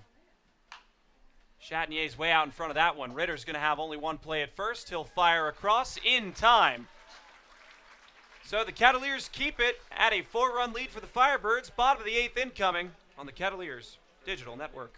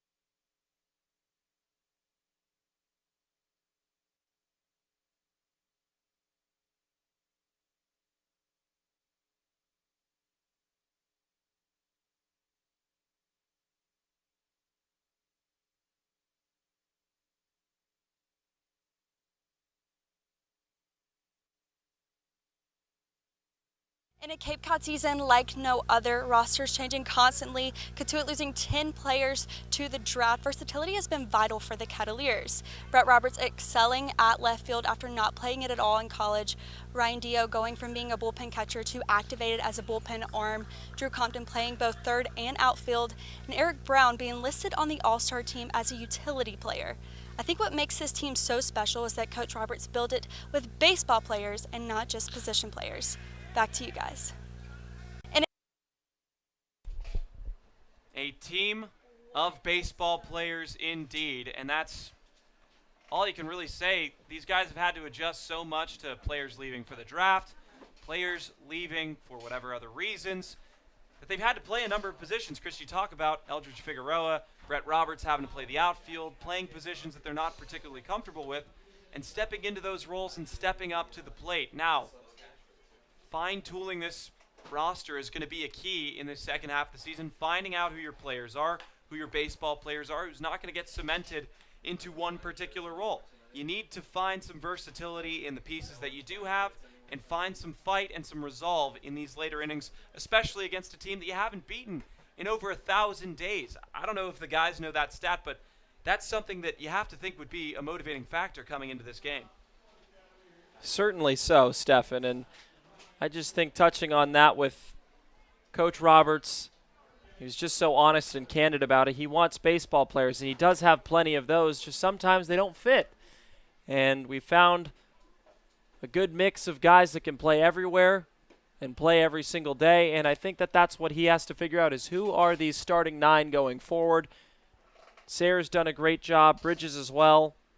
Usual suspects like Gold, Brown, and Ritter have been mainstays so far, but sometimes when you're in a slump, give them a rest day or two. You just never know what that can cause for a player if they can relax and rest. I know they get that Thursday off day, but sometimes that's not enough. As the new pitcher, Nick Wallerstedt fires in a strike to make it 1-2. Wallerstedt out of Arizona State University. A phenomenal relief pitcher for this Orleans team. .87 ERA, 8 games, 0 started, 1 save, and 10 1/3. He has struck out 12, 3 walks, and 6 hits. Sub-1 ERA in relief. 2-2 slider buried downstairs. And that's the piece that the Kettleers are going to need to find, is a good, solid, consistent relief pitcher that doesn't allow hits, doesn't allow runs to come across. Talking to Roy Reese, that is the piece that really could turn this good team into a great team as Ritter swings and misses and strikes out for the second time. So Wallerstedt comes in, retires the first batter he sees. Now we'll get the top of the order in Carter Trice. He's reached base 2 times, or could I say Trice has reached base twice, with a single in the 3rd and grounded into a fielder's choice in the 5th. And Trice has impressed me plenty, Stefan. His approach to the plate, he chokes up on the bat. It's a little bit heavier than that aluminum bat, and he spent time swinging wood at the USA Collegiate National Team and did well there. Obviously has to be one of the premier players in the country to do so, and he's only entering his sophomore year, so being here, being that presence for the Kettleers and bringing that pedigree is going to be a great thing for the rest of the season. And he just took a shot at the moon. Fortunately, he ended up right back down to earth, swings and misses. It's 0-2.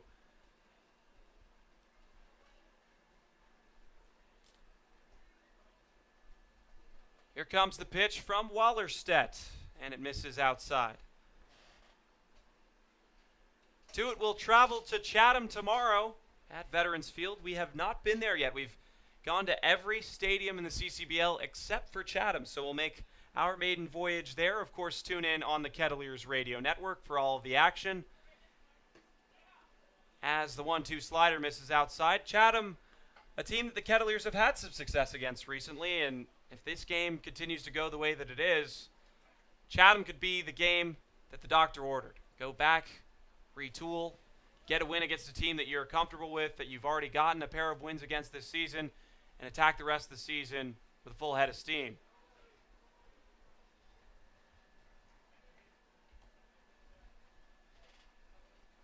So Carter Trice has worked the count full. If he could get aboard, the Kettleers might be able to cause some chaos here in the bottom of the 8th inning, but time is running out. And it's been running out for the last couple of innings.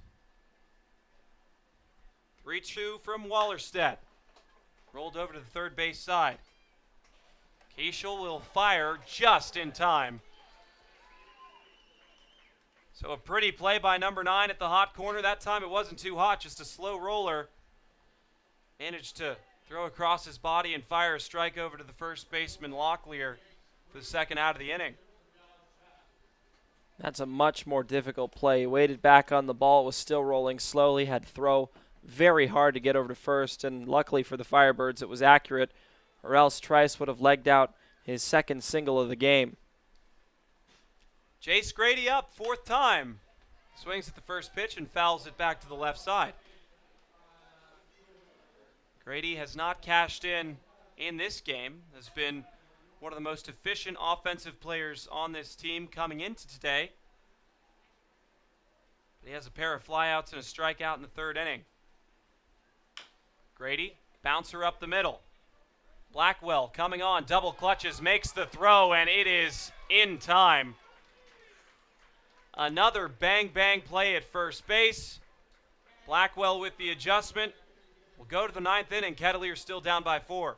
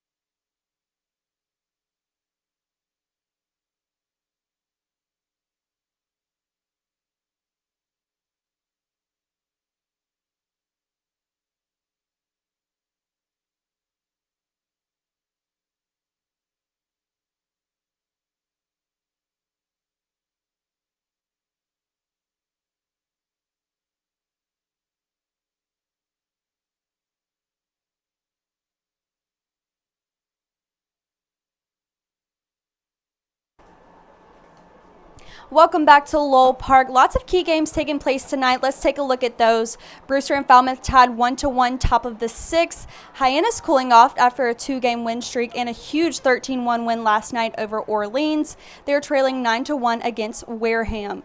Bourne still cannot be touched. They're up 4-1 against Harwich, bottom of the 3rd. And Chatham up 2-0 against YD. Still early though, bottom of the 2nd. And Cotuit looking to make some magic here in the 9th to tighten up that 5-1 gap against the Firebirds. Back to you guys. Thank you so much, Lauren. And the one that stands out to me is the Wareham Gatemen, up 9-1. If they're to win this game and we're to lose, we would tie or have second place together as Donlan moves back on a foul ball, and that will land out of play. Another great scoreboard report. And I like that segment. It's one of my favorites. It keeps me in the loop. Well, and it's so crucially important. I mean, to talk about the games that are going on with the Kettleers struggling over the last couple, this season is moving along just at an extreme pace. I mean, it feels like just yesterday we were here for opening day. Now we're more than halfway through the season. Kettleers are going to need to get something going with Wareham and, to a smaller extent, Falmouth sitting at the gates ready to make a play for that second place spot, because as we're sitting here, Bourne continues to keep getting better. We've found out they are a bona fide #1 team in the CCBL, and there were some doubts about what they were going to do, but I think that is the one undeniable fact in the West in particular. Keisho records his 10th hit in the CCBL. He leads off the 9th with a base hit against Hamilton Oliver. It's his 3rd hit of the game, one being an RBI double that he later scored in the 2nd, had a single in the 7th, and now here in the 9th bringing up Chase DeLauder, who takes one low and away, 1-0. Falmouth, the only team in the 3-pack that's trying to play for that second spot, is losing to Brewster 4-1, as Lauren alluded to. Brewster just continues to win. As DeLauder grounds that off the glove of Martorella, he'll have to get it. There will be no play over at first. And that probably is an error on Martorella. He's had some trouble there on some of those plays at first base. And right there, DeLauder reaches, still nobody out. That was a hot shot. Had to deal with it. With that base hit, start off the inning. I feel like Orleans has had a ton of leadoff base runners. And I'm going to count them right now. They have one in the 1st, one in the 3rd, one in the 4th, one in the 6th, one in the 8th, and now one in the 9th. So that's good for, what, 5 base runners to lead off each inning? I mean, that's unbelievable. You can't find a ton of success with that. It just seems like they've constantly been in scoring position.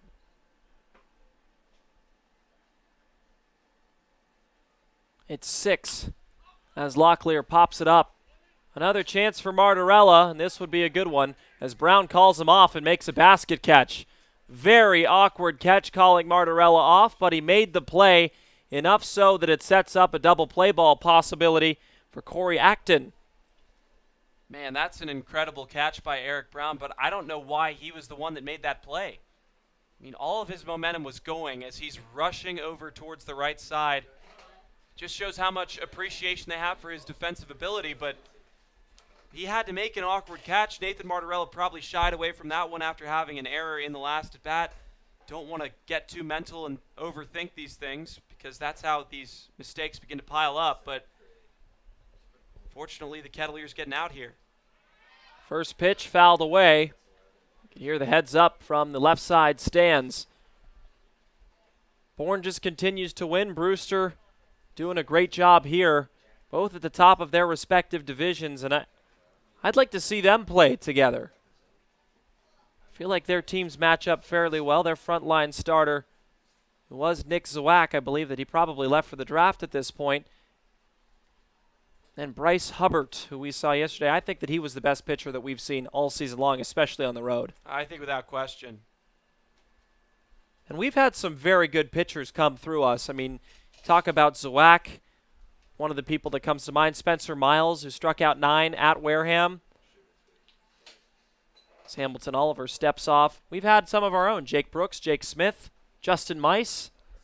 Yeah, I mean, and you talk about that Spencer Miles start, you kind of forget about it because the Kettleers won that game 6-0. I mean, they came and just started pitching with a fury, but the Kettleers really, after that solo home run by Ryan Ritter, broke it open.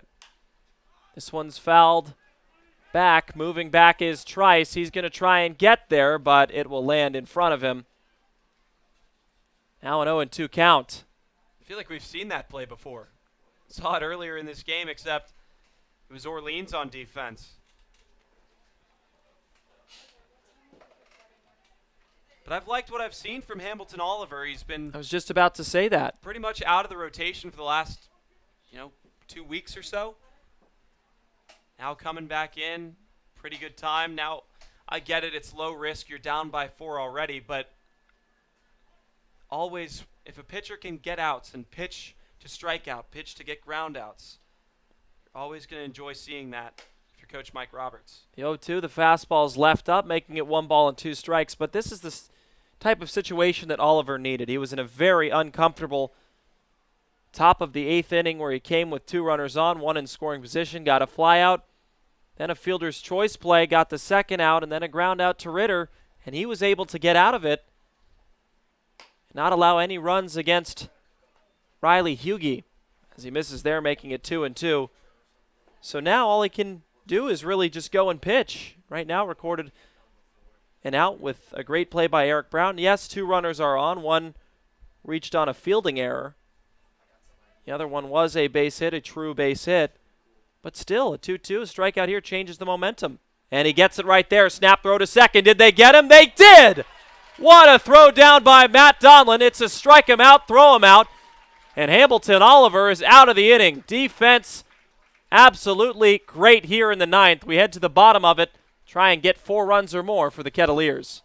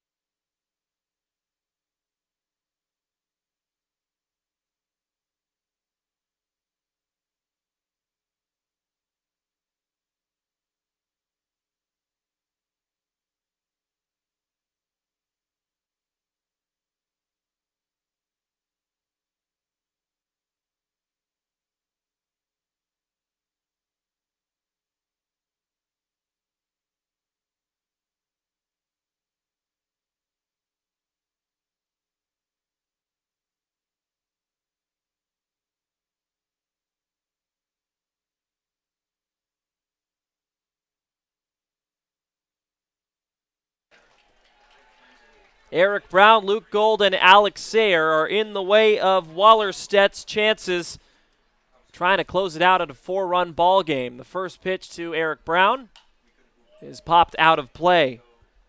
We talked about this before. Hamilton Oliver went 2 great innings, got out of 2 jams after a great strike him out, throw him out against Corey Acton and Luke Keeschel at second. Donlin, another assist from behind the plate. Kettleers have plenty of work to do, down 4 runs. 0-1 line shot, and there's a base hit by Eric Brown. He needed that more than anybody as he takes around first base. And there's your start to the bottom of the 9th, folks. You could say that again, that he needed it. I mean, after his last couple at bats, he was 0 for his last 17, make it 1 for 18, and now you could see him maybe start to turn a bit of a corner. at a time where the Kettleers are really going to need it should this game's results stay the way that it is right now. But you have some guys that can put a charge into the baseball. Luke Gold has 2 hits already today. If he can make it a third, you never know what can happen here in the 9th. First pitch to Gold. He went inside, and a low swing by Gold fouls it away. So with Eric Brown's speed at second base, you have to think that they may test the catcher behind the plate because there haven't been very many base runners for the Kettleers in terms of situations where they could steal. As Gold fouls away a slider, making it 0-2. Well, you have to think so. I mean, base runners are more important right now than putting them in scoring position. So Luke Gold being aggressive in this count kind of works against what the Kettleers are really trying to do. He's way out in front of the last 2 pitches, and if he can get one over the middle, you've seen the solid contact. 0-2 to Gold. Got him on the high fastball. There's your first out of the bottom of the 9th inning, and it was a needed one by Nick Wellerstadt. His second strikeout of his outing. And that's exactly how you suck the oxygen out of a team that's trying to build a rally. Eric Brown gets up. They knew how bad he needed that base hit. Luke Gold comes up and strikes out. You strike out arguably the best hitter on this team. It's kind of difficult to bounce back. Hopefully, see a little bit from Alex Sayre here. High fastball, snap throw over to first. There was no play there. Eric Brown got back in time, standing up. Sayre so far 1 for 3 with a double, a ground out, and a strikeout. Home run here would be excellent. Turning it over to Matt Donlin. 1-0 pitch. Slider decided to wait on it, and it's a called strike.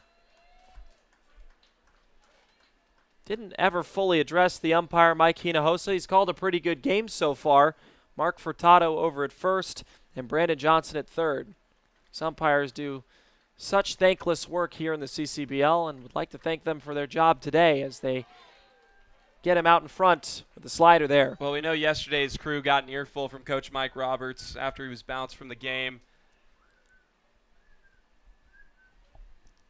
in the 5th inning, and I'm sure he's appreciative of a crew that calls a tight game, doesn't let their emotions get away from him. Not suggesting that that's what happened at Brewster yesterday.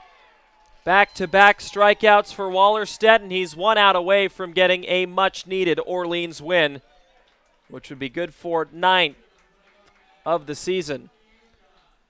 And, you know, to even go further on that point, it takes a lot to get the even-tempered Mike Roberts to come out like that. I think it really put Brewster in a much better position to win that game, and the Kettleers desperately needed a win.